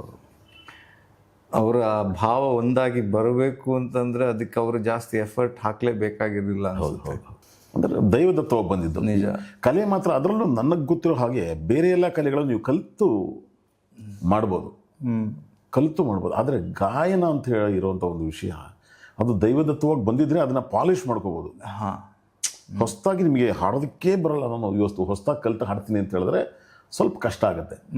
ದೈವದತ್ತವಾಗಿ ಬಂದಿದ್ರೆ ಅದನ್ನು ನಾವು ಬೇಕಾದ್ರೆ ಪಾಲಿಷ್ ಮಾಡಿ ಸ್ವಲ್ಪ ಅದನ್ನು ಮೇಲ್ದರ್ಜೆಗೆ ತೊಗೊಂಡೋಗ್ಬೋದು ಅನ್ನೋದು ಬಿಟ್ಟರೆ, ಗಾಯನ ಅನ್ನೋದು ಪ್ರಕೃತಿ ದತ್ತವಾಗಿ ದೇವರ ಆಶೀರ್ವಾದದಿಂದ ನಮ್ಮ ಶರೀರದಲ್ಲಿದ್ದರೆ ಮಾತ್ರ ಅಂತರ್ಗತವಾಗಿದ್ದರೆ ಖಂಡಿತ ಅಂತ ನಾನು ನಂಬಿದ್ದೇನೆ. ಗಾಯನ ಮಾತ್ರ 40 ವರ್ಷದ ಅನುಭವ ಸುಳ್ಳು ಹೇಳಲ್ಲ ಅನ್ಸುತ್ತೆ. ಖಂಡಿತ ಅದು ಆಬ್ವಿಯಸ್ಲಿ ಎಲ್ರಿಗೂ ಗೊತ್ತಿರುವಂಥ ವಿಷಯ. ನಿಜ. ನಾವು ಮೊದಲಿಗೆ ನಮ್ಮ ಅಣ್ಣವ್ರ ಬಗ್ಗೆನೇ ಮಾತಾಡ್ತಿದ್ವಿ. ಸ್ವಲ್ಪ ಹೊತ್ತು ಅವ್ರ ಬಗ್ಗೆ ಮಾತಾಡೋದು ಅಂತಂದ್ರೆ ಖಂಡಿತ ಈಗ ವಜ್ರಾಸನದ ಕಥೆ ಹೇಳಿದ್ರಿ, ಹೇಗೆ ಅವರು ಪ್ರಾಕ್ಟೀಸ್ ಮಾಡ್ತಾ ಇದ್ರು ಅಂತ ಹೇಳಿ. ಹೌದು. ಸ್ಟೇಜ್ ಮೇಲೆ ಪರ್ಫಾರ್ಮ್ ಮಾಡಿದ್ರಲ್ಲಿ ನಿಮಗೆ ಆದಂತಹ ಪರ್ಸ್ನಲ್ ಅನುಭವ ಇರ್ಬೋದು, ಅಥವಾ ನೀವು ಅವರ ಏನಾದರೂ ಒಂದು ಇನ್ಸಿಡೆಂಟ್ ಆಗಿರೋದು ಮರೆಯೋದಕ್ಕೆ ಆಗದೆ ಇರುವಂಥದ್ದು ಏನಾದರೂ ಇದ್ದರೆ? ಅದೇ ಅವರ ಸುಮಾರು ಮ್ಯೂಸಿಕಲ್ ನೈಟ್ಸಲ್ಲಿ ಎಲ್ಲ ಹೋಗ್ತಿದ್ವಿ. ನನಗೆ ಮರೆಯೋಕ್ಕಾಗದಿರೋದು ಅಂತ ಹೇಳಿದ್ರೆ, ಯಾವುದೋ ಒಂದು ಶಿವಮೊಗ್ಗ ಅಥವಾ ಯಾವುದೋ ಒಂದು ಸ್ಟೇಜಲ್ಲಿ ಅವರು ಎಲ್ಲ ಹಾಡುಗಳನ್ನೂ ಹಾಡ್ತಿದ್ರು. ಸ್ಪೆಷಲಿ ಈ ಅಶ್ವಮೇಧ ಬಂದಂಥ ಸಮಯದಲ್ಲಿ ಆ ಟೈಟಲ್ ಟ್ರ್ಯಾಕ್ ಏನಿದೆ, ಅಶ್ವಮೇಧ ಹೃದಯ ಸಮುದ್ರ ಕಲಕಿ, ಆ ಹಾಡನ್ನು ಅಣ್ಣವ್ರು ಯಾಕೋ ಕಾರಣಾಂತರಗಳಿಂದ ಅದನ್ನು ಹಾಡ್ತಿರ್ಲಿಲ್ಲ. ಕೆಲವು ಸ್ಟೇಜಲ್ಲಿ ಕೂಗಕ್ಕೆ ಶುರು ಮಾಡೋರು ಅಭಿಮಾನಿಗಳು, ಜನ ಎಲ್ಲ ಹಾಡಲೇಬೇಕು ಅಶ್ವಮೇಧ ಅಂತ ಕೂಗೋರು. ಯಾವುದೋ ಕಾರಣಕ್ಕೆ ಅದನ್ನು ಹಾಡ್ತಿರ್ಲಿಲ್ಲ ಅವರು, ಅಥವಾ ಪಾರ್ವತಮ್ಮ ಅವ್ರು ಹಾಡಿಸ್ತಾ ಇರಲಿಲ್ಲ ಅಂತಲೇ ಹೇಳಿ ಕೇಳ್ಪಟ್ಟಿದ್ದೀನಿ. ಏನು ಕಾರಣ? ಆ ಹಾಡನ್ನು ಏನಾದ್ರು ಹೈ ಪಿಚ್ ಇದೆ ಅಂತನೋ ಬೇರೆ ಏನೋ ಅದಕ್ಕಿಂತ ಹೈ ಪಿಚ್ ಎಲ್ಲ ಹಾಡಿದ್ದಾರೆ. ಆ ಟೈಮಲ್ಲಿ ಏನೋ ಗೊತ್ತಿಲ್ಲ. ಆವಾಗ ನನಗೆ ಭಗವಾನ್ ಅವರು ತುಂಬ ಕೇಳ್ತಾ ಇದ್ದಾರೆ. ಆ ಹಾಡನ್ನು ಆಡಿಸಿದಾಗ ನನ್ನನ್ನು ಕರೆದ್ರು, ನಮ್ಮ ಹುಡುಗ ಆಡ್ತಾನೆ, ಮೋಹನ್ ಆಡ್ತಾನೆ ಅಂತೇಳಿ. ನಾನು ಬಂದು ವೇದಿಕೆ ಮೇಲೆ ಅಶ್ವಮೇಧ ಹಾಡನ್ನು ಹಾಡಿದೆ. ಎಷ್ಟು ಸಮಾಧಾನ ಆಯಿತು ಜನಕ್ಕೆಲ್ಲ ಗೊತ್ತಿಲ್ಲ, ಆದರೆ ಆ ಸಾಂಗನ್ನು ಹಾಡಿ ಎಲ್ಲ ಮುಗಿಸೋಷ್ಟೊತ್ತಿಗೆ ಅಣ್ಣವರು ಮತ್ತೆ ರೀಎಂಟ್ರಿ, ಮತ್ತೆ ಒಂದು ಕಾಸ್ಟ್ಯೂಮ್ ಚೇಂಜ್ ಮಾಡ್ಕೊಂಬರ್ತಾರೆ. ಒಂದು ಭಕ್ತಿಗೀತೆಗಳೆಲ್ಲ ಆದಮೇಲೆ ಒಂದು ಕಾಸ್ಟ್ಯೂಮ್ ಚೇಂಜ್ ಮಾಡ್ಕೊಂಬರ್ತಾರೆ. ಮತ್ತು 2ನೇ ಸಾರಿ ಇನ್ನೊಂದು ಕಾಸ್ಟ್ಯೂಮ್ ಚೇಂಜ್ ಮಾಡ್ತಾರೆ. ಅಂದರೆ ಈ ಫಾರ್ಮಲ್ಸ್ ಏನಿದೆ, ಟಿ ಶರ್ಟು ಪ್ಯಾಂಟೆಲ್ಲ ಹಾಕ್ಕೊಂಡು ಅದನ್ನು ಒಂದು ಕೆಲವು ಸಾಂಗ್ ಆದಮೇಲೆ ಮತ್ತೆ ಇನ್ನೊಂದು ಡ್ರೆಸ್ ಹಾಕೊಂಡ್ಬರ್ತಾರೆ. ಅದನ್ನು ಬಂದು ನಿಂತು ಸ್ಟೇಜ್ ಹತ್ರ ಬರ್ತಾ ಇದ್ದಾರೆ. ಅವ್ರು ಮೇಲ್ಗಡೆ ಮೆಟ್ಲ ಹತ್ರ ನಿಂತ್ಕೊಂಡು ಕೇಳ್ತಾ ಇದ್ದಾರೆ, ಇನ್ನೇನು ಎಂಡ್ ಟೈಮು ಕೇಳ್ಕೊಂಡು ಹಿಂಗೆ ಬಂದು ನಿಂತಿದ್ದಾರೆ. ಹಿಂಗೆ ಬಂದ ತಕ್ಷಣ ಹೇಳಿದು, ಜಮಾಯಿಸ್ಬಿಟ್ರಿ ಅಂತ ನನಗೆ ಬೆನ್ತಟ್ಟು ಹೇಳಿದ್ರು ಡಾಕ್ಟರ್ ರಾಜ್ಕುಮಾರ್ ಅವರು. ಅಶ್ವಮೇಧ ಹಾಡು 1 ವಾರಗಳ ಕಾಲ ನಿದ್ದೆನೇ ಇಲ್ಲ ನಮಗೆ. ಡಾಕ್ಟರ್ ರಾಜ್ಕುಮಾರ್ ಅವ್ರು ಬೆನ್ತಟ್ಟಿ ಅಶ್ವಮೇಧ ಅಂತ ಹಾಡಿಗೆ ಜಮಾಯಿಸ್ಬಿಟ್ರಿ. ನೀವು ಗಮನಿಸಿದ್ರೆ ಅವ್ರು ನೋಡ್ತಾ ಇದ್ರು ಅಂತ? ಕೊನೆ ಮೂಮೆಂಟಲ್ಲಿ ಇನ್ನೇನು ಮುಗಿಬೇಕನ್ನೋ ಟೈಮಲ್ಲಿ ತಿರುಗಿ ನೋಡಿದ್ರೆ ಅವರು ಎಲ್ಲಿ ಕೈಕಾಲು ನಡುಗುತ್ತೆ ನಮಗೆ. ಅವ್ರು ಇಲ್ಲಿ ಪಕ್ಕದಲ್ಲಿ ಎಲ್ಲೋ ಇದ್ದಾರೆ ಅಂತ ಹೇಳಿದ್ರೆ ಕೈಕಾಲು ನಡುಗುತ್ತೆ. ಇನ್ನು ನೋಡ್ತಾರೆ ಅನ್ನುವಾಗ ಸಿಕ್ಕಾಪಟ್ಟೆ ಭಯ. ಆದರೆ ಸುಮಾರು ಕಾರ್ಯಕ್ರಮಗಳು ಅವ್ರ ಜೊತೆ ಹೋಗಿದ್ದರಿಂದ ಸ್ವಲ್ಪ ಪರಿಚಯ ಇರೋದ್ರಿಂದ ಹೌದು ಓಕೆ ಇತ್ತು. ಅವರು ಬೆನ್ತಟ್ಟಿ ಹೇಳಿದ್ರು, ಅದು ನಾನು ಲೈಫಲ್ಲಿ ಮರೆಯೋಕ್ಕಾಗಲ್ಲ. ಡಾಕ್ಟರ್ ರಾಜ್ಕುಮಾರ್ ಅವರೇ ಅಶ್ವಮೇಧ ಹಾಡಿಗೆ ಬಂದವರು, ಬೆನ್ತಟ್ಟಿ ಚೆನ್ನಾಗಿ ಹಾಡಿದ್ರೆ ಜಮಾಯಿಸ್ಬಿಟ್ರಿ ಅಂತ ಹೇಳಿದಾಗ it's one of the most challenging songs. ಖಂಡಿತ ನಮಗೆ ಅವ್ರಿಗೆ ಬಹಳ ಈಸಿ ಅದು ಸಾಂಗು. ನಮಗೆಲ್ಲ ವಾದ್ಯಗೋಷ್ಠಿಯಲ್ಲಿ ಹಾಡುವಂಥ ಗಾಯಕರಿಗೆಲ್ಲ ಸ್ವಲ್ಪ ಕಷ್ಟದ ಹಾಡನ್ನೇ ಅದು. ಬಟ್ ಅದು ಈಸಿ ಆಗಬೇಕು ಅಂದರೆ ಅವ್ರು ಅಷ್ಟು ಅದನ್ನು ಸಾಧನೆ ಮಾಡಿರೋದೇ ಮುಖ್ಯ. ಅಭ್ಯಾಸವೇ. ಸೊ ಅದಾದಮೇಲೆ ಬಾಕಿ ಎಲ್ಲ ಸ್ಟೇಜ್ಗಳಲ್ಲೂ ಆ ಸಾಂಗ್ನ ರೆಗ್ಯುಲರ್ ನಾನೇ ಹಾಡ್ತಿದ್ದೆ ಅವರ ಮ್ಯೂಸಿಕಲ್ ನೈಟ್ಗಳಲ್ಲಿ. ಅವ್ರದ್ದು ಒಂದು ಇದು ಸಿಕ್ಬಿಟ್ಟಿದೆ ನಿಮಗೆ. ಹೌದು, ಆಶೀರ್ವಾದ ಸಿಕ್ಬಿಡ್ತಾರೆ. ಬೆನ್ತಟ್ಟಿದ್ರು ಸಿಕ್ಕಿದೆ. ಅದನ್ನು ಸುಮಾರು ಕಡೆ ಹಾಡ್ತಿದ್ದೆ. ಆಮೇಲೆ ಜನಗಳ ಒಂದು ರೆಸ್ಪಾನ್ಸು, ಅಣ್ಣವರು ಬಂದಾಗ ಅವರು ಹಾಡಕ್ಕೆ ನಿಂತಾಗ ಜನಗಳ ರೆಸ್ಪಾನ್ಸ್ ನೋಡ್ಬೇಕು ನೀವು. ಅಯ್ಯೋ, ಇವತ್ತು ಕಣ್ಣು ಮುಂದೆ ಇದೆ. ಲಕ್ಷಾಂತರ ಜನ ನುಗ್ಗುಲು. ಇವತ್ತಾಗುವಂಥ ಮ್ಯೂಸಿಕಲ್ ನೈಟ್ಸ್ಲೆಲ್ಲ ಕುರ್ಚಿಗಳು ಹಾಕಿ ಏನೋ ಮಾಡಿರ್ತಾರೆ. ಆವಾಗೆಲ್ಲ ಕೆಲವು ಕುರ್ಚಿಗಳು ಹಾಕಿರೋರು, ಬಾಕಿ ಎಲ್ಲ ಲಕ್ಷಾಂತರ ಜನ ಗ್ರೌಂಡ್ಗಳಲ್ಲಿ ನಿಂತಿರೋರು. ಥ್ರೂ ಔಟ್ ದ ಶೋ ಪೂರ್ತಿ ಕಾರ್ಯಕ್ರಮ ಮುಗಿಯೋವರೆಗೂ ನುಗ್ಗುಲು ನಿಂತಿರೋರು. ಅಷ್ಟು ಹೆವಿ ಅಂದರೆ ಅವ್ರ ಪರ್ಫಾರ್ಮೆನ್ಸ್ ನೋಡೋಕ್ಕೋಸ್ಕರ ಅವರು ಬರೀ ಕಣ್ಣಾರೆ ನೋಡಿಬಿಟ್ರೆ ಸಾಕು ಡಾಕ್ಟರ್ ರಾಜ್ಕುಮಾರ್ ಅವ್ರನ್ನ ಅಂತಾರೆ. ಅವ್ರ ಕಿರ್ಚಾಟದಲ್ಲಿ ಹಾಡುಗಳ ಅರ್ಧನ ಕೇಳಿಸೋದು, ಆ ಲೆವೆಲ್ ಕಿರ್ಚಾಟ. ಹಾಡು ಪ್ರಾರಂಭ ಆದರೆ ಮುಗಿಯೋರ್ಗೂ ಕಿರ್ಚಾಟವೇ. ಅಂದರೆ ಅವ್ರ ಮೇಲಿರುವಂಥ ಕ್ರೇಜ್, ಡಾಕ್ಟರ್ ರಾಜ್ಕುಮಾರ್ ಅವ್ರ ಮೇಲಿರುವಂಥ ಕ್ರೇಜು ಆ ಥರ ಇತ್ತು. ದೂರದಿಂದ ಸುಮಾರು ಜನ ಪೊಲೀಸ್ ಆಫೀಸರ್ಸು ಸೆಕ್ಯೂರಿಟಿಗೆ ಬಂದಿರೋರು ನಮ್ಮ ಹತ್ರ ಬಂದು ಕೇಳೋರು, ಸರ್ ಒಂದು ಶೇಕ್ ಹ್ಯಾಂಡ್ ಮಾಡಿ ಸರ್, ನೀವೆಲ್ಲ ಅಣ್ಣವ್ರನ್ನ ಬಿಟ್ಟರು, ನಮ್ಮೊಂದು ಶೇಕ್ ಹ್ಯಾಂಡ್ ಮಾಡಿ ಸರ್ ಅಂತ ಕೇಳೋರು. ಅದು ಇವತ್ತಿಗೂ ನಡೆಯುತ್ತೆ. ಹೆಂಗೆ ಅಂದರೆ ಅವ್ರು ನಮ್ಮ ಮುಟ್ಟಿರ್ತಾರೆ, ಹಿಂಗೆ ಪಕ್ಕದಲ್ಲಿ ನಿಂತ್ಕೊಂಡು ಬೆಂಡ್ ತಟ್ಟಿರೋದು, ಅವ್ರ ಜೊತೆಗೆ ನಾವೆಲ್ಲ ಹಾಡ್ತೀವಲ್ಲ, ಹೌದು, ಅವ್ರ ಜೊತೆಗಿರೋರು ಸಾರ್ ಕೆಳಗಡೆ ಹಿಂಗೆಲ್ಲ ಇಳಿದು ಬರುವಾಗೆಲ್ಲ ನಾವು ಇದ್ದಾಗ ಹಿಂಗೆ ಕೈ ಕೊಡೋದು, ಹಿಂಗೆ ಕೆಳಗಡೆ ಇಳಿಸೋದು, ಅಥವಾ ಶೇಕ್ ಹ್ಯಾಂಡ್ ಮಾಡೋದು, ಅಥವಾ ಹಿಂಗೆ ಬೆಂಡ್ ತಟ್ಟೋದು, ಏನೋ ಒಂದು ನೋಡಿರ್ತಾರೆ ಅವರೆಲ್ಲ. ಸರ್ ಅಣ್ಣ ಅವ್ರ ಜೊತೆಗೆ ಸರ್ ಹೂವಿನ ಜೊತೆ ದಾರನೂ ಸೇರ್ಕೊಂಡಂಗೆ ಸರ್ ದಯವಿಟ್ಟು ಕೈ ಕೊಡಿ ಸರ್ ನಿಮ್ಮದು ಅಂತ ಹೇಳೋರು. ಸೊ ಆ ಥರದೊಂದು ಸೌಭಾಗ್ಯ, ಅವರ ಸಾಮೀಪ್ಯ, ಒಂದು ಅವರ ಆಶೀರ್ವಾದ, ಇವೆಲ್ಲನೇ ಒಂದು ಚೂರು ಏನಾದರೂ ನಾವು ಒಂದು ಚೂರು ಹಾಡ್ತೀವಿ ಅಂತ ಹೇಳಿದ್ರೆ ಅದೆಲ್ಲ ಅವರ ಸಮೀಪ ಇದ್ದಂಥ ಆಶೀರ್ವಾದ ನಮಗೆ ಕಾರಣ. ಇನ್ನೊಬ್ಬ ಅಣ್ಣವರು, ಇನ್ನೊಬ್ಬ ಡಾಕ್ಟರ್ ರಾಜ್ಕುಮಾರ್ ಹುಟ್ಟು ಬರೋಕ್ಕೆ ಚಾನ್ಸ್ ಇದೆಯಾ? ಖಂಡಿತ ಇಲ್ಲ. ಅವರೇ ಮತ್ತೆ ಹುಟ್ಟು ಬಂದರೆ? ಖಂಡಿತ ಇಲ್ಲ. ಭಾರತದಲ್ಲಿ ನನಗೆ ಗೊತ್ತಿರೋಂಥ ಮಟ್ಟಿಗೆ ಆ ಥರ ನವರಸಗಳನ್ನು ಒಂದೇ ರೀತಿ ಒಂದೇ ಈಗ ಬೇರೆ ಭಾಷೆಗಳಲ್ಲಿ ನೋಡೋದಾದ್ರೆ, ದಕ್ಷಿಣ ಭಾರತದಲ್ಲಿ ಬೇರೆ ಭಾಷೆಗಳು ನೋಡೋದಾದ್ರೆ ಸೂಪರ್ ಸ್ಟಾರ್ಗಳು ಇವತ್ತಿಗೂ ಇದ್ದಾರೆ, ಹಿಂದೆನೂ ಬೇಕಾದಷ್ಟು ಜನ. ಅಲ್ಲ, ಅಮಿತಾಬ್ ಬಚ್ಚನ್ ಅವರು super star, Rajesh Khanna super star, ಅವ್ರಿಗೆ ಕಂಪೇರ್ ಮಾಡೋದು ಕಮಲ್ ಹಾಸನ್ ಸೂಪರ್ ಸ್ಟಾರು. ಹೌದು. ಸೊ ಕಮಲ್ ಹಾಸನ್, NTR ಅವರು ಇದ್ರು, ಎಲ್ಲ ಇದ್ರು. ಅವ್ರದ್ದೆಲ್ಲ ಒಂದು ವಿಭಾಗ ಅಷ್ಟೇ. ಈಗ ನೀವು ಉದಾಹರಣೆಗೆ ಹೇಳ್ತೀನಿ ನಾನು, ಈ ಕಮಲ್ ಹಾಸನ್ ಅವ್ರನ್ನ ನೀವು ಎಲ್ಲ ವೇಷದಲ್ಲೂ ಅವ್ರನ್ನ ನೋಡೋಕೆ ಸಾಧ್ಯ ಇಲ್ಲ. ನೀವು ಒಂದು ಮಹಾರಾಜನ ವೇಷ ಹಾಕ್ಸಿ ಅಥವಾ ಒಬ್ಬ ಸಂತನ ವೇಷ ಹಾಕ್ಸಿ ನೀವು ಈಗ ಕಲ್ಪನೆ ಮಾಡ್ಕೊಳಕ್ಕಾಗಲ್ಲ. ಕಮಲ್ ಹಾಸನ್ ಅವರು ಬೇರೆ ಬೇರೆ ಪಾತ್ರಗಳನ್ನು ಮಾಡಿದ್ದಾರೆ, ಬೇಕಾದಷ್ಟು ಮಾಡಿದ್ದಾರೆ. ಹೌದು, ಸಾಮಾಜಿಕ ಬೇರೆ ಬೇರೆ ಪಾತ್ರಗಳನ್ನು ಮಾಡಿದ್ದಾರೆ. ನೀವು ಪೌರಾಣಿಕ ಅಥವಾ ಯಾವ್ದಾದ್ರು ಒಂದು ಸಂತನದ ಯಾವುದಾದ್ರೂ ಇಮ್ಯಾಜಿನ್ ಮಾಡ್ಕೊಳ್ಳಿ. ಈಗ ಸರ್ವಜ್ಞ ಇರ್ಬೋದು, ಭಕ್ತಿ ಪ್ರಧಾನ ಬೇರೆ ಯಾವ್ದಾದ್ರು, ಅದರಲ್ಲಿ ಅವ್ರನ್ನ ಇಮ್ಯಾಜಿನ್ ಮಾಡ್ಕೊಳಕ್ ಆಗಲ್ಲ ನಾವು. At the same time Amitabh Bachchan ಅವರು ಒಂದು ಹೈಟ್, ಸಿಕ್ಕಾಪಟ್ಟೆ ಹೈಟ್ ಇರೋದ್ರಿಂದ ನೀವೆಲ್ಲ ಪಾತ್ರಗಳಿಗೂ ಅವ್ರನ್ನ ಕಲ್ಪನೆ ಮಾಡ್ಕೊಳಕ್ಕಾಗಲ್ಲ. ಲೆಜೆಂಡ್. ಹೌದು, ಲೆಜೆಂಡ್. ಅದ್ರ ಬಗ್ಗೆ ಎರಡು ಮಾತೇ ಇಲ್ಲ. ಕಮಲ್ ಹಾಸನ್ ಲೆಜೆಂಡು. ಇಷ್ಟು ವರ್ಸಟೈಲ್ ಅಂಡ್ ವರ್ಸಟಾಲಿಟಿ. ನೀವು ಯಾವುದೇ ಪಾತ್ರಕ್ಕೆ ಅವ್ರನ್ನ ನೀವು ಮೇಕಪ್ ಮಾಡಿ ನಿಲ್ಸಿದ್ರೆ ರಾಜ್ಕುಮಾರ್ ಅವರಷ್ಟು ಹೊಂದುವಂಥ ಮತ್ತೊಬ್ಬ ನಟ ಬೇರೆ ಯಾರು ಸಿಗೋದಕ್ಕೆ ಸಾಧ್ಯ ಇಲ್ಲ. ಅದಕ್ಕೆ ಪ್ಲಸ್ ಪಾಯಿಂಟ್ ಏನಂತ ಹೇಳಿದ್ರೆ, ಅವರ ಹೈಟ್ ತುಂಬ ಜಾಸ್ತಿನೂ ಅಲ್ಲ, ತುಂಬ ಕಡಿಮೆನೂ ಅಲ್ಲ. ಎಲ್ಲ ಪಾತ್ರಗಳಿಗೂ ಹೊಂದುವಂಥ ಆ ಹೈಟು, ಜೊತೆಗೆ ಆ ಮುಖಚರ್ಯೆ ಇದೆಯಲ್ಲ, ನೀವು ಹೆಂಗೆ ಬೇಕಾದ್ರೆ ಅದನ್ನು ಚೇಂಜ್ ಮಾಡ್ಕೋಬೋದು. ಅದರ ಮೇಲಿಂದ ಅದ್ಭುತ ಹಾಡುಗಾರ. ಮೇನ್ ಅದೇನೆ. ಇದೆಲ್ಲದರ ಜೊತೆಗೆ ಅದ್ಭುತ ಹಾಡುಗಾರರು, ಒಬ್ಬ ಅದ್ಭುತ ನಟ. ಕನ್ನಡದ ಪ್ರತಿಯೊಬ್ಬರ ಕಣ್ಮಣಿ ಅವರು. ತುಂಬ ವರ್ಷಗಳ ಕಾಲ ಅವರು ಹಾಡಲಿಲ್ಲ. ಅವರಿಗೆ ಶಾರೀರವಾಗಿ PB ಶ್ರೀನಿವಾಸ್ ಅವರು ವರ್ಷಾನುಗಟ್ಟಲೆ ಹಾಡಿದ್ರು. ಮತ್ತು ನಿಮ್ಮ ಶಾರೀರ ಅವರು ಹಾಡಿದಾಗ ಕೆಲವೊಂದಕ್ಕೆ ಹೊಂದಿದ್ದನ್ನು ನಾನು ಕೂಡ ಗಮನಿಸಿದ್ದೀನಿ. ನಾನು ನಿಮಗೆ ಅದ್ರ ಬಗ್ಗೆ ಕಾಂಪ್ಲಿಮೆಂಟ್ ಕೂಡ ಮಾಡಿದ್ದೀನಿ. ಅದ್ರ ಬಗ್ಗೆ ಮತ್ತೆ ಮಾತಾಡೋಣ.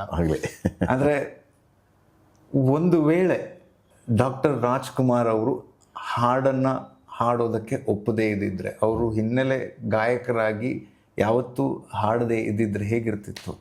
ನೀವು ಅದ್ರ ಬಗ್ಗೆ ಇಮ್ಯಾಜಿನ್ ಮಾಡೋದಾದ್ರೆ ಏನು ಹೇಳ್ತೀವಿ? ಇಲ್ಲ, ಸೆಕೆಂಡ್ ಥಾಟೇ ಇಲ್ಲ. PB ಶ್ರೀನಿವಾಸ್ ಅವ್ರನ್ನ ನಾವೆಲ್ಲ ಒಪ್ಕೊಂಡ್ಬಿಟ್ಟಿದ್ವಿ. ಡಾಕ್ಟರ್ ರಾಜ್ಕುಮಾರ್ ಅಂದರೆ ಅವ್ರದ್ದು ಶರೀರ, ಇವ್ರ ಶರೀರ ಅಂತ ಒಪ್ಕೊಂಡ್ಬಿಟ್ಟಿದ್ವಿ. ಫಾರ್ಚುನೇಟ್ಲಿ ಅಂತ ಏನು ಹೇಳ್ತಾರೆ, ಅದೃಷ್ಟವಶಾತ್ ಅವರು ಹಾಡುವಂಗಾಯ್ತು ಸಂಪತ್ತಿಗೆ ಸವಾಲ್ ಸಿನಿಮಾದಲ್ಲಿ. ಅದಕ್ಕೆ ಮೊದಲೇ ಮಹಿಷಾಸುರಮರ್ದಿನಿ ಹಾಡಿದ್ರು ಅವರು. ಸಂಪತ್ತಿಗೆ ಸವಾಲಲ್ಲಿ ಅವರು ಹಾಡುವಂಗಾಯ್ತು. ಅಲ್ಲ, ನಾನು ಹೇಳಿದ್ದು ಒಂದು ವೇಳೆ ಹಾಡದೇ ಇದ್ರೆ ಹೇಗಾಗ್ತಿತ್ತು, ಏನಾಗ್ತಿತ್ತು ಅಂತ. ಇಲ್ಲ, ಬೇರೆ ಏನು ವ್ಯತ್ಯಾಸ ಆಗ್ತಿರಲಿಲ್ಲ. ಒಬ್ಬ ಒಳ್ಳೆ ಗಾಯಕನ ನಾವು ಮಿಸ್ ಮಾಡ್ಕೊಬಿಡ್ತಾ ಇದ್ವಿ ಅಷ್ಟೇ. ಡಾಕ್ಟರ್ ರಾಜ್ಕುಮಾರ್ ಅಂತ ಒಳ್ಳೆ ಎಂತ ಲಾಸ್ ಆಗ್ತಿತ್ತು ನಮಗೆ, ಸಿಕ್ಕಾಪಟ್ಟೆ ಲಾಸ್ ಆಗ್ತಿತ್ತು. ಅದಾದಮೇಲೆ ಅವ್ರು ಹಾಡಿದಂಥ ಎಷ್ಟೋ ಹಾಡುಗಳು, ಎಷ್ಟೋ ಚಿತ್ರದ ಹಾಡುಗಳು, ಇದನ್ನು PB ಶ್ರೀನಿವಾಸ್ ಅವ್ರು ಹಾಡಿದ್ರೆ ಚೆನ್ನಾಗಿರ್ತಾರಿಲ್ಲ ಅನ್ನೋ ಮಟ್ಟಿಗೆ ಚೆನ್ನಾಗಿ ಹಾಡ್ಬಿಟ್ರು ಡಾಕ್ಟರ್ ರಾಜ್ಕುಮಾರ್ ಅವರು. ಅಷ್ಟು ಹೌದೌದು, ಪ್ರಬುದ್ಧವಾಗಿ ಹಾಡಿದ್ರು. ಏನೋ ಹಾಡ್ತಾರೆ, ಸುಮ್ಮನೆ ಸಾಧಾರಣ ಹಾಡ್ಸಿದ್ರು ಅನ್ನೋ ಥರ ಅಲ್ಲದೆ, ಇವ್ರಿಗೊಂದು ಹಾಡೋ ಆಸೆ ಇದೆ ಅದಕ್ಕೋಸ್ಕರ ಹಾಡಿದ್ರು ಅನ್ನೋ ಥರ ಇಲ್ಲ. ಅದಾದ್ಮೇಲೆ ಬಂದಂಥ ಬೇಕಾದಷ್ಟು ಜನ ನಾಯಕ ನಟರುಗಳು ಹಾಡಿದ್ದಾರೆ. ಹಾಡುಗಳು ಚೆನ್ನಾಗಿದೆ, ಓಕೆ, ಚೆನ್ನಾಗಿದೆ ಅನ್ನೋ ಥರ ಇದೆ ಅಷ್ಟೇ. ಆದರೆ ಈ ಹಾಡನ್ನು ಇವ್ರನ್ನ ಬಿಟ್ಟರೆ ಬೇರೆ ಯಾರು ಹಾಡೋ ಥರ ಇಲ್ಲ ಅಂತ ಹೇಳುವಂಥ ಗಾಯಕರು ಯಾರೂ ಇಲ್ಲ. ಅವರ ಮಗ ಅಪ್ಪು ಸರ್ ಒಂದು ಹಂತದ ತನಕ ಚೆನ್ನಾಗಿ ಹಾಡಿದ್ರು. ಹೌದು, ದುರದೃಷ್ಟವಶಾತ್ ಅವ್ರನ್ನ ಕಳ್ಕೊಳ್ಬೇಕಾಯ್ತು. ಅವರ ಆತ್ಮೀಯತೆಯೂ ಅಷ್ಟು ನಾನು ಬಹಳ ಸಣ್ಣ ಹುಡುಗನಿಂದನೂ ಅಪ್ಪು ಅವರ ನೋಡ್ತಾ ಬಂದಿದ್ದೇನೆ. ಶಿವರಾಜ್ ಕುಮಾರ್ ಅವ್ರನ್ನ ನೋಡ್ತಾ ಬಂದಿದ್ದೇನೆ. ಅವ್ರೆಲ್ಲ ತುಂಬ ಒಂದು 8-10 ವರ್ಷ ಇರ್ಬೋದು ಅವರಿಗೆ. ಆ ಟೈಮಿಂದನೂ ನಾನು ಅಪ್ಪು ಅವ್ರನ್ನ ನೋಡ್ತಾ ಬಂದಿದ್ದೇನೆ. ಕಾರ್ಯಕ್ರಮಗಳಿಗೆ ಸುಮ್ಮನೆ ಬರೋರು ಅವಾಗ, ಅಣ್ಣವರ ಮ್ಯೂಸಿಕಲ್ ನೈಟ್ಸ್ಗೆಲ್ಲ ಸುಮ್ಮನೆ ಬರೋರು. ಸ್ಟೇಜ್ ಮೇಲೆ ಬರ್ತಿರಲಿಲ್ಲ. ರಾಘವೇಂದ್ರ ರಾಜ್ಕುಮಾರ್ ಅವರು ಬರೋರು ಮತ್ತು ಶಿವರಾಜ್ ಕುಮಾರ್ ಅವರು ಬರೋರು. ಕೊನೆಯಲ್ಲಿ ಬಂದು ಒಂದೊಂದು ಹಾಡು 2 ಹಾಡು ಹಾಡೋರು. ಬಟ್ ಅಪ್ಪು ಜಾಸ್ತಿ ಹಾಡ್ತಿರಲಿಲ್ಲ. ಕೆಲವು ವೇದಿಕೆಗಳಲ್ಲಿ ಅವ್ರು ಬಂದಿದ್ದಾರೆ. ಆವಾಗಲೇ ನಾನು ಶಿವರಾಜ್ ಕುಮಾರ್ ಅವ್ರಿಗೆ ಹೇಳಿದ್ದೆ. ನಾನು ಶಿವರಾಜ್ ಕುಮಾರ್ ಅವ್ರಿಗೆ ನಾನು ಖುದ್ದಾಗಿ ನಾನೇ ಹೇಳಿದ್ದೆ ಆವಾಗ, ಅಣ್ಣ ಇವರು ಡೆಫಿನೆಟಾಗಿ ಒಂದು ದಿವಸ ಕರ್ನಾಟಕಕ್ಕೆ ಸೂಪರ್ ಸ್ಟಾರ್ ಆಗ್ತಾರೆ. ಇವ್ರ ಥರ ಡ್ಯಾನ್ಸರ್ಸ್ ಯಾರು ಇರಲ್ಲ ನೋಡಿ, ಆ ಥರ ಡ್ಯಾನ್ಸರ್ ಆಗ್ತಾರೆ ಇವರು, ಕನ್ನಡ ಇಂಡಸ್ಟ್ರಿಗೆ ನೋಡ್ತಾರೆ ಅಂತ. ನಾನು ಚಿಕ್ಕ ವಯಸ್ಸಲ್ಲಿ ಅವರು ಅಂದರೆ ಆವಾಗಲೇ ತುಂಬ ಚೆನ್ನಾಗಿ ಡ್ಯಾನ್ಸ್ ತುಂಬ ಚೆನ್ನಾಗಿ ಡ್ಯಾನ್ಸ್ ಮಾಡೋರು. ಅವ್ರಿಗೂ ಅಷ್ಟೇ ನೃತ್ಯ ಮತ್ತು ಅಭಿನಯ ಎರಡು ರಕ್ತದಲ್ಲಿ ಬಂದಿದ್ದು. ರಾಜ್ಕುಮಾರ್ ಅವರು ಯಾರನ್ನೂ ಕಂಪೇರ್ ಮಾಡೋಕ್ಕಾಗಲ್ಲ ಸರ್. ಆದರೆ ನಾನು ದೊಡ್ಡ ಅಭಿಮಾನಿ. ನಾನು ಪುನೀತ್ ರಾಜ್ಕುಮಾರ್ ಅವ್ರಿಗೆ, ಶಿವಣ್ಣ ಅವ್ರಿಗೆಲ್ಲ ದೊಡ್ಡ ಅಭಿಮಾನಿ. ನಾನು ಇವತ್ತಿಗೂ ಅಷ್ಟೇ ಭಾಳ ದೊಡ್ಡ ಅಭಿಮಾನಿ. ಆದರೆ ರಾಜ್ಕುಮಾರ್ ಅವ್ರು ಕಂಪೇರ್ ಮಾಡೋಂಗೇ ಇಲ್ಲ ಸರ್ ಯಾರನ್ನೂ. ಐ ಥಿಂಕ್ ಅವರು ಒಂದು ಹಾಕಿಕೊಟ್ಟ ಬೆಂಚ್ ಮಾರ್ಕ್. ಐ ಥಿಂಕ್ 1000 ವರ್ಷಗಳು ಬಂದರೂ ಯಾರು ಬರ್ತಾರೆ ಅನ್ನೋದು ಖಂಡಿತ. ಆಮೇಲೆ ವಿನಯ, ಅವರ ನಡವಳಿಕೆ, ಅಭಿನಯ ಗಾಯನದ ಜೊತೆಗೆ ಅವರು ಮುಖ್ಯವಾಗಿ ಅವರು ಈ ಮಟ್ಟಕ್ಕೆ ಹೆಸರು ಮಾಡೋಕ್ಕೆ ಕಾರಣ ಆಗಿದ್ದು ಅವರ ವಿನಯತೆ. ಅವರ ಸಣ್ಣ ಕಲಾವಿದರಾಗಲಿ, ಪ್ರತಿಯೊಬ್ಬ ಕಲಾವಿದರನ್ನ ಅವ್ರು ನೋಡ್ತಾ ಇದ್ದಂಥ ರೀತಿ, ಎಲ್ರಿಗೂ ಕೊಡುವಂಥ ಅವ್ರ ಮರ್ಯಾದೆ. ತೀರಾ ಸಣ್ಣ ಕಲಾವಿದ, ಪುಟ್ಟ ಕಲಾವಿದ, ಇವತ್ತು ಬಂದಂಥ ಕಲಾವಿದ ಆದ್ರೂ ಅವರು ಕೊಡ್ತಾ ಇದ್ದಂಥ ಮರ್ಯಾದೆ ಅಭಿಮಾನಿಗಳಿಗೆ ಅಫ್ಕೋರ್ಸ್ ಗೊತ್ತೇ ಇದೆ ನಿಮಗೆ. ಅವ್ರ ದೇವ್ರುಗಳಂತ ಕರೆದಿದ್ದೇ ಅವರೇ ಮೊದಲು, ಅದು ಬೇರೆ. ಆದರೆ ಒಬ್ಬ ಕಲಾವಿದರಿಗೆ, ಸಣ್ಣ ಪುಟ್ಟ ಕಲಾವಿದರು ಅವ್ರು ಎದುರುಗೋಗಿ ನಿಂತು ಹಾಡಿದಾಗಲೂ ಅಷ್ಟೇ, ನುಡಿಸ್ದಾಗಲೂ ಅಷ್ಟೇ ಅವರು ಕೊಡ್ತಾ ಇದ್ದಂಥ ಮರ್ಯಾದೆ ಅನುಕರಣೀಯ, ಯಾವತ್ತೂ ಅನುಕರಣೀಯ. ಅದು ಒಬ್ಬ ಎಲ್ಲ ಥರದ ಕಲಾವಿದರಿಗೆ, ಅದು ಹಾಡುಗಾರ ಆಗಲಿ, ಬೇರೆ ಯಾವುದೇ ಕಲಾವಿದ ಆಗಲಿ, ಅದನ್ನು ನೋಡಿ ಕಲಿಯೋದೇ ದೊಡ್ಡ ವಿಷಯ ಅವರಲ್ಲಿ. ಡಾಕ್ಟರ್ SP ಬಾಲಸುಬ್ರಹ್ಮಣ್ಯ ಅವರಲ್ಲೂ ಅಷ್ಟೇ, ಅವರು ಅಷ್ಟೇ. ಯಾವ ಸಣ್ಣ ಕಲಾವಿದರಾದರೂ ಸಹ ಅವ್ರಿಗೆ ಅವರು ನೋಡ್ತಾ ಇದ್ದಂಥ ರೀತಿ, ಅವ್ರಿಗೆ ಎನ್ಕರೇಜ್ ಮಾಡ್ತಾ ಇದ್ದಂಥ ರೀತಿ ತುಂಬ ಜಾಸ್ತಿ. ಸುಮಾರು ಉದಾಹರಣೆಗಳಿವೆ ಅದಕ್ಕೂ. ಅಲ್ಲ, ಡಾಕ್ಟರ್ SP ಬಾಲಸುಬ್ರಹ್ಮಣ್ಯಂ ಅವ್ರ ಬಗ್ಗೆ ಹೇಳಬೇಕಂದ್ರೆ, ನಾನು ಒಂದು ಚಿತ್ರಕ್ಕೆ ಸಂಗೀತ ನಿರ್ದೇಶನ ಮಾಡಿದ್ದೆ. ಮಾಯದಂಥ ಮಳೆ ಎನ್ನುವಂಥ ಚಿತ್ರ ಒಂದು ಸಂಗೀತ ನಿರ್ದೇಶನ ಮಾಡಿದ್ದೆ. ಆವಾಗ ಒಂದು 5 ಹಾಡುಗಳನ್ನ ಕಂಪೋಸ್ ಮಾಡಿ ಒಂದನ್ನು ಡಾಕ್ಟರ್ SP ಬಾಲಸುಬ್ರಹ್ಮಣ್ಯಂ ಅವ್ರ ಹತ್ರ ಹಾಡಿಸ್ಬೇಕು ಅಂತ ಅವ್ರಿಗಾಗಿ ಕಂಪೋಸ್ ಮಾಡಿದ ಸಾಂಗ್ ಅದು. ಸೊ ಅದನ್ನು ಹಾಡಿಸೋದಕ್ಕೆ ಅರೇಂಜರ್ ಇರ್ತಾರಲ್ಲ, ಅವ್ರಿಗೆಲ್ಲ ಚೆನ್ನೈಯಲ್ಲಿದ್ದಾಗ ಅರೇಂಜರ್ ಅವ್ರು ಕೊಟ್ಟು ಆ ಸಾಂಗ್ನ ಕಳಿಸಿದ್ದೆ ನಾನು. ಸರ್, ಈ ಸಾಂಗ್ ಇದೆ, ಹಿಂಗೆ ಹಾಡಬೇಕು ಅಂತೇಳಿ. ಸರಿ ಸರ್, ಕೇಳಿಸ್ತೀನಿ, ರೆಕಾರ್ಡಿಂಗ್ ಟೈಮ್ ಹೇಳಿ ಅಂತ ಹೇಳಿದರು. ಒಂದು ದಿವಸ ಯಾವುದೋ ಟೈಮು ಕೊಟ್ಟಿದ್ದರು ರೆಕಾರ್ಡಿಂಗ್. ಅದು ನನ್ನ ಟ್ರ್ಯಾಕ್ ಕಳಿಸಿದಾಗ ಅವ್ರಿಗೆ ಹೇಮಂತ್ ಅವ್ರು ಹಾಡಿದರು ಟ್ರ್ಯಾಕ್.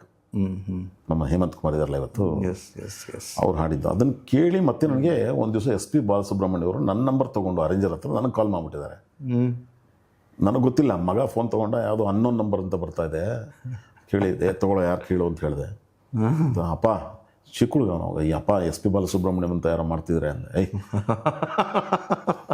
ತೊಗೊಂಡೆ, ಹಲೋ ಅಂದೆ. Hello sir, I am SP Balasubrahmanyam here sir, singer ಅಂದರು, ಪ್ಲೇಬ್ಯಾಕ್ ಸಿಂಗರ್ ಅಂದರು. ಅಯ್ಯೋ, ಅಲ್ಲೇ ಹಿಂಗೆ ಬಗ್ಬಿಟ್ಟೆ ನಾನು. ಓ ಮೈ ಗಾಡ್. ಸರ್ ಅಂತ ಅವ ಹೇಳ್ತಿದ್ರು, sir I had to your song just ನಾವು, ತುಂಬ ಚೆನ್ನಾಗಿ ಕಂಪೋಸ್ ಮಾಡಿದಿರಿ, ಫಸ್ಟ್ ಕ್ಲಾಸ್ ಕಂಪೋಸಿಷನ್, ಭಾಳ ಇಷ್ಟ ಆಗೋಯ್ತು, God bless you, wish you all the best. So ಈ ಹಾಡು ನನ್ನ ಯಾಕೆ ಹಾಡಿಸ್ತಾ ಇದ್ರೆ ನೀವು ಅಂತ ಹೇಳಿಲ್ಲ. ಸರ್, ನನ್ನ ಕನಸೋದು ಲೈಫಲ್ಲಿ ನಿಮ್ಮ ಹತ್ರ ಒಂದು ಹಾಡು ಹಾಡಿಸ್ಬೇಕು ನನ್ನ ಕಂಪೋಸಿಷನಲ್ಲಿ ಅಂತ ಹೇಳಿದೆ. ಇದನ್ನು ಹಾಡಿರೋದು ಯಾರು ಅಂದರು, ಹೇಮಂತ್ ಅಂದೆ. ದಯಮಾಡಿ ಈ ಹಾಡನ್ನ ಯಾವುದೇ ಕಾರಣಕ್ಕೂ ಬೇರೆಯವ್ರ ಹತ್ರ ಹಾಡಿಸ್ಬೇಡಿ. ಹೇಮಂತ್ ಅಷ್ಟು ಚೆನ್ನಾಗಿ ಹಾಡಿದ್ದಾರೆ. ಏನೂ ಇದರಲ್ಲಿ ಒಂದು ಚೂರು ಇಂಪ್ರೂವೈಸ್ ಮಾಡೋದು ಏನೂ ಇಲ್ಲ, ತೆಗೆದಾಕೋದು ಏನೂ ಇಲ್ಲ, ಅಷ್ಟು ಚೆನ್ನಾಗಿ ಹಾಡಿದ್ದಾರೆ ಅವರು. Why don't you keep it like this? ಇದನ್ನು ದಯವಿಟ್ಟು ಈ ಹಾಡನ್ನ ಹಿಂಗೆ ಬಿಟ್ಬಿಡಿ. ನಾಳೆ ಬಂದು ಬೇಕಾದರೆ ನಿಮ್ಮ ಟೈಮ್ ನಾನು ಏನು ಶೆಡ್ಯೂಲ್ ಕೊಟ್ಟಿದ್ದೀನಿ ಆ ಟೈಮಿಗೆ ಬಂದು ಬೇರೆ ಒಂದು ಸಾಂಗ್ ಕೊಡಿ, ನಾನು ಹಾಡಿ ಕೊಡ್ತೀನಿ. ಆದರೆ ಆ ಹುಡುಗ ಅಷ್ಟು ಚೆನ್ನಾಗಿ ಹಾಡಿದ್ದಾರೆ ಹೇಮಂತ್ ಅವರು. ಇದನ್ನು ಮಾತ್ರ ದಯವಿಟ್ಟು ಡಿಸ್ಟರ್ಬ್ ಮಾಡಬೇಡಿ. ನನ್ನ ಮೇಲೆ ಏನಾದರೂ ನಿಮಗೆ ಗೌರವ ಇದ್ದರೆ ಈ ಹಾಡನ್ನ ದಯವಿಟ್ಟು ಅವ್ರಿಗೆ ಬಿಟ್ಬಿಡಿ. ಶಿವನೇ ಹೇಳಿದೆ, ಸರ್ ನನಗೂ ಆಸೆ ಇದೆ, ಜೊತೆಗೆ ನನ್ನ ಪ್ರೊಡ್ಯೂಸರ್ ಡೈರೆಕ್ಟರ್ ಎಲ್ಲ ನಿಮ್ಮ ಹತ್ರನೇ ಆಡಿಸ್ಬೇಕು ಅಂತ. ಅವ್ರಿಗೆ ಬೇಕಾದ್ರೆ ನಾನು ಕಾಲ್ ಮಾಡಿಸಿ, ನಾನು ಅವ್ರಿಗೆ ಕನ್ವಿನ್ಸ್ ಮಾಡ್ತೀನಿ. ನಾವು ಎನ್ಕರೇಜ್ ಮಾಡಬೇಕು, ಇಷ್ಟು ಚೆನ್ನಾಗಿ ಹಾಡಿದ್ದಾರೆ. ಅಲ್ಲಿ ಬಂದರೆ SP ಬಾಲಸುಬ್ರಹ್ಮಣ್ಯಂ ವಾಯ್ಸ್ ಮಾತ್ರ ಚೇಂಜ್ ಆಗುತ್ತೆ, ಇನ್ನೇನು ಇರಲ್ಲ ಅಲ್ಲಿ. ಅಷ್ಟು ಚೆನ್ನಾಗಿ ಹಾಡಿದ್ದಾರೆ ಅವರು. Ask him to call me, ನನ್ನ ರಿಗಾರ್ಡ್ಸ್ ಹೇಳಿಬಿಡಿ ಹೇಮಂತ್ಗೆ, ದಯಮಾಡಿ ಈ ಸಾಂಗು ಅವ್ರ ಮೇಲೆ ಬಿಟ್ಬಿಡಿ ಅಂತ ಹೇಳಿದ್ರು. ಮತ್ತು 2ನೇ ಸಾರಿ ಕಾಲ್ ಮಾಡಿದೆ, ಸರ್ ಇತ್ತಿಲ್ಲ ಸರ್, ನಿಮ್ಮನ್ನೇ ಹಾಡಿಸ್ಬೇಕು ಅಂತಾರೆ. No more discussion about this song, ದಯವಿಟ್ಟು ಇದು ಅವ್ರಿಗೆ ಬಿಟ್ಬಿಡಿ. You should encourage mister Mohan ಅಂತ ನನಗೆ ಹೇಳಿದಂಥವ್ರು. ಈ ಥರ ಬಹಳಷ್ಟು ಜನ ಕೇಳಿದಾರಂತೆ. ಆಮೇಲೆ ನನಗೆಲ್ಲ ಗೊತ್ತಾಯಿತು. ಸುಮಾರು ಜನ ಹೇಳಿದ್ರು, ಅಯ್ಯೋ ರಾಜೇಶ್ ಸರ್ಗೆ ಸುಮಾರು ಹಾಡುಗಳು ಈ ಥರ ಹೇಳಿದ್ದಾರೆ ಎಸ್ ಪಿ ಸರ್, ಅವ್ರಿಗೆ ಅವರು ಟ್ರ್ಯಾಕ್ ಹಾಡೋದನ್ನ ಅವ್ರಿಗೆ ಬಿಟ್ಬಿಡಿ ಅಂತ. ಅಂದರೆ ಎಷ್ಟೋ ಗಾಯಕರನ್ನ ಮುನ್ನೆಲೆಗೆ ತರೋದ್ರಲ್ಲಿ ಕಾರಣರಾಗಿದ್ದಾರೆ ಅಂಥ ಖಂಡಿತ ಗಾಯಕರು, ಅಂಥ ಲೆಜೆಂಡ್ ಅವರು. ಅವ್ರು ಕಾಲ್ ಮಾಡಿ ನನ್ನಂಥ ಒಬ್ಬ ಹೊಸದಾಗಿ ರಾಗ ಸಂಯೋಜನೆ ಮಾಡುವಂಥ ಸಂಗೀತ ನಿರ್ದೇಶಕನಿಗೆ ಅವರು ಕರೆ ಮಾಡಿ ಮಾತಾಡೋಂಥದ್ದು ಏನಿತ್ತು ಸರ್? ಅಲ್ಲ, ಅವ್ರಿಗೆ ಅದು ಅಗತ್ಯ ಇತ್ತಾ? ಅದನ್ನೇ ಹೇಳ್ತಿರೋದು. ಅವ್ರಿಗೇನು ಅಗತ್ಯ ಇರಲಿಲ್ಲ. ಅವ್ರು ಬಂದು ಹಾಡಿ ಬರೀ ಸಂಭಾವನೆಗೋಸ್ಕರ ಅವ್ರಿಗೆ ನಾನು ಎಲ್ಲ ಹೆಸರು ನನಗೆ ಬರಬೇಕು ಅನ್ನೋಂಥ ಮನಸ್ಥಿತಿ ಅವ್ರಿಗೆ ಇದ್ದಿದ್ದರೆ ಅವರೇ ಹಾಡ್ಬೋದಾಗಿತ್ತು. ಆದರೆ ಅವರು ಫೋನ್ ಮಾಡಿ ಕರೆದು ಹೇಳಿ ಆತ ಚೆನ್ನಾಗಿ ಹಾಡಿದ್ದಾನೆ, ದಯವಿಟ್ಟು ಅವರ ವಾಯ್ಸ್ನ ಇಟ್ಕೊಳ್ಳಿ ಅಂತ ಹೇಳ್ತಾರೆ ಅಂದರೆ ಅದಕ್ಕೆ ಅವರು ದೊಡ್ಡ ವ್ಯಕ್ತಿಗಳು, ಅದಕ್ಕೆ ಅವರು ಲೆಜೆಂಡ್ ಅಂತ ಅದಕ್ಕೆ ಅನ್ಸ್ಕೊಂಡ್ರು. ಹಾಡೋದ್ರ ಜೊತೆಗೆ ಇದೆಲ್ಲ ಅವರ ಸ್ವಭಾವಗಳು ಅನುಕರಣೀಯ ಬೇರೆ ಎಲ್ರಿಗೂ. ಸುಮಾರು ಜನಕ್ಕೆ ಈ ಥರದ್ದು ಎನ್ಕರೇಜ್ ಮಾಡಿದ್ದಾರೆ ಅವರು. ಅದು ಯಾವ ಹಾಡು ಅಂತ ನೆನಪಿದೆ ಅಂದ? ಅದೇ ನೀವು ಖಂಡಿತ ನಾನು ಕಂಪೋಸ್ ಮಾಡಿ. ಹೌದು ಖಂಡಿತ ಇದೆ, ಖಂಡಿತ ನಾನೇ ಕಂಪೋಸ್ ಮಾಡಿದ ಸಾಂಗ್ ಅದು. ಅದೇ ಹಾಗಾಗಿ ಸಾಂಗ್ ಜ್ಞಾಪಕ ಇದೆ. ಒಂದೆರಡು ಲೈನ್. ಖಂಡಿತ. ಕಲ್ಯಾಣ ಅವರು ಸಾಹಿತ್ಯ ಬರೆದಿದ್ದ ಹಾಡಿಗೆ. ಕಂಡ ಹಾಗೆ ಅಲ್ಲ ಬಾಳು, ದಾರಿ ಪೂರ ಏಳು ಬೀಳು, ಎಲ್ಲಿ ಮೊದಲು ಎಲ್ಲಿ ಕೊನೆಯೋ ಇಲ್ಲಿ ಯಾರು ಬಲ್ಲರು, ಅಂದುಕೊಳ್ಳೋ ದಾರಿ ಬೇರೆ, ಸಾಗಿ ಹೋಗೋ ಹಾದಿ ಬೇರೆ, ಯಾರ ಮನಸ್ಸಿಗೆಲ್ಲಿ ಮನೆಯೋ ಇಲ್ಲಿ ಯಾರು ಬಲ್ಲರು, ಭರವಸೆಯ ನಾಳೆ ಕಣ್ಣೆದುರು ಉಂಟು, ಕೈಗೆಟುಕದೇನು ಕನ್ನಡಿಯ ಗಂಟು, ಭರವಸೆಯ ಇಲ್ಲಿ ಸಾಧನ, ಕನಸಿದ್ದರೇನೆ ಜೀವನ, ಕಂಡ ಹಾಗೆ ಅಲ್ಲ ಬಾಳು, ದಾರಿ ಪೂರ ಏಳು ಬೀಳು, ಎಲ್ಲಿ ಮೊದಲು ಎಲ್ಲಿ ಕೊನೆಯೋ ಇಲ್ಲಿ ಯಾರು ಬಲ್ಲರು, ಎಲ್ಲಿ ಮೊದಲು ಎಲ್ಲಿ ಕೊನೆಯೋ ಇಲ್ಲಿ ಯಾರು ಬಲ್ಲರು ಅಂತ ಪಲ್ಲವಿ.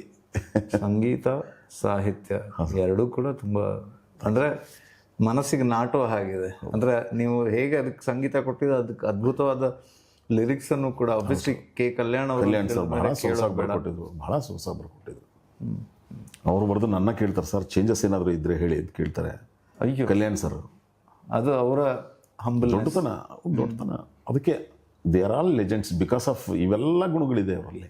ನಾನೊಬ್ಬ ಸಣ್ಣ ಕಲಾವಿದ, ಹೊಸ ಸಂಗೀತ ನಿರ್ದೇಶಕ, ನಾನು ಬರೆದು ಕೊಟ್ಟಿದ್ದೀನಿ ಇದನ್ನೇ ಹಾಡಬೇಕು ಅಂತ ಹೇಳಿಲ್ಲ ಅವರು. ಪಾಪ ಇದನ್ನೇ ಹಾಡಿಸಿ ಅಂತ ಕೇಳ್ತಾರೆ, ನಾನು ಚೇಂಜಸ್ ಬೇಕಾ ನೋಡಿ ಅಂಥೇಳಿ. ಅಂದರೆ ಭಾಳ ಅದ್ಭುತವಾಗಿ ಬರೆದಿದ್ರು ಸಾಹಿತ್ಯ. ಅದನ್ನು ಕೇಳಿನೇ ಎಸ್ ಪಿ ಬಾಲಸುಬ್ರಹ್ಮಣ್ಯಂ ಸರ್ ಹೇಳಿದ್ದು, ಯಾರು ಬರೆದಿಲ್ಲ ಲಿರಿಕ್ಸು, ಯಾರು ಹಾಡಿದ್ದು, ಎಷ್ಟು ಚೆನ್ನಾಗಿದೆ, ಯಾಕೆ ಚೇಂಜ್ ಮಾಡ್ತೀರಿ ಇದನ್ನು, ದಯವಿಟ್ಟು ಇದನ್ನು ಹಂಗೆ ಬಿಟ್ಬಿಡಿ, ನಾನೇ ಬರ್ತೀನಿ, ನನಗೇನು ಟೈಮ್ ಇಲ್ಲ ಅಂತಲ್ಲ, ನಿಮಗೆ ಕೊಟ್ಟಿರೋ ಟೈಮ್ ನಿಮ್ಮದೇ ಇದೆ, ಅದು ತಪ್ಪಿಸ್ಕೊಳ್ಳೋದಕ್ಕೆ ಮಾಡ್ತಿಲ್ಲ ಅದೇ ಟೈಮ್, ಇದನ್ನ ಅವರ ಕೈಯಿಂದ ತಪ್ಪಿಸ್ಕೊಳ್ಬೇಡಿ ಅಂತ ದಯಮಾಡಿ ಇದನ್ನು ಅವ್ರಿಗೆ ಕೊಡದೆ ಬಿಡಬೇಡಿ, ಬೇರೆ ಯಾರಿಗೂ ಈ ಹಾಡನ್ನ ದಯಮಾಡಿ ಡಿಸ್ಟರ್ಬ್ ಮಾಡಬೇಡಿ ಅಂತ ಅವ್ರು ಹೇಳ್ತಾರೆ. ಅಂದರೆ ವೆರಿ ಹಂಬಲ್ ಪರ್ಸನ್. ಅನ್ನೋರು ಬಂದು ದಿವಸ ರಿಹರ್ಸಲ್ಸ್ ಆದಮೇಲೆ ಎಲ್ಲರೂ ಕೈ ಮುಗಿದು ಹೋಗಿ ಬನ್ನಿ, ಒಬ್ಬೊಬ್ಬರ ಹೆಸರು ಹೇಳಿ ಹೋಗಿ ಬನ್ನಿ, ತುಂಬ ಸಂತೋಷ, ಚೆನ್ನಾಗಿ ನೋಡಿಸ್ತೀರಿ ಅಂತೆಲ್ಲ ಹೇಳಿ ಕೇರಳ ಮ್ಯೂಸಿಷಿಯನ್ಸ್ಗೆ ಅವ್ರಿಗೆ ಪ್ರತಿಯೊಬ್ಬರಿಗೂ ಕೊನೆ ದಿವಸ ಅವ್ರು ಹೋಗುವಾಗ ಕಣ್ಣಿಗೆ ನೀರು ಹಾಕೊಂಡು ಹೋಗ್ಬಿಟ್ರು. ಅಷ್ಟು ಜನ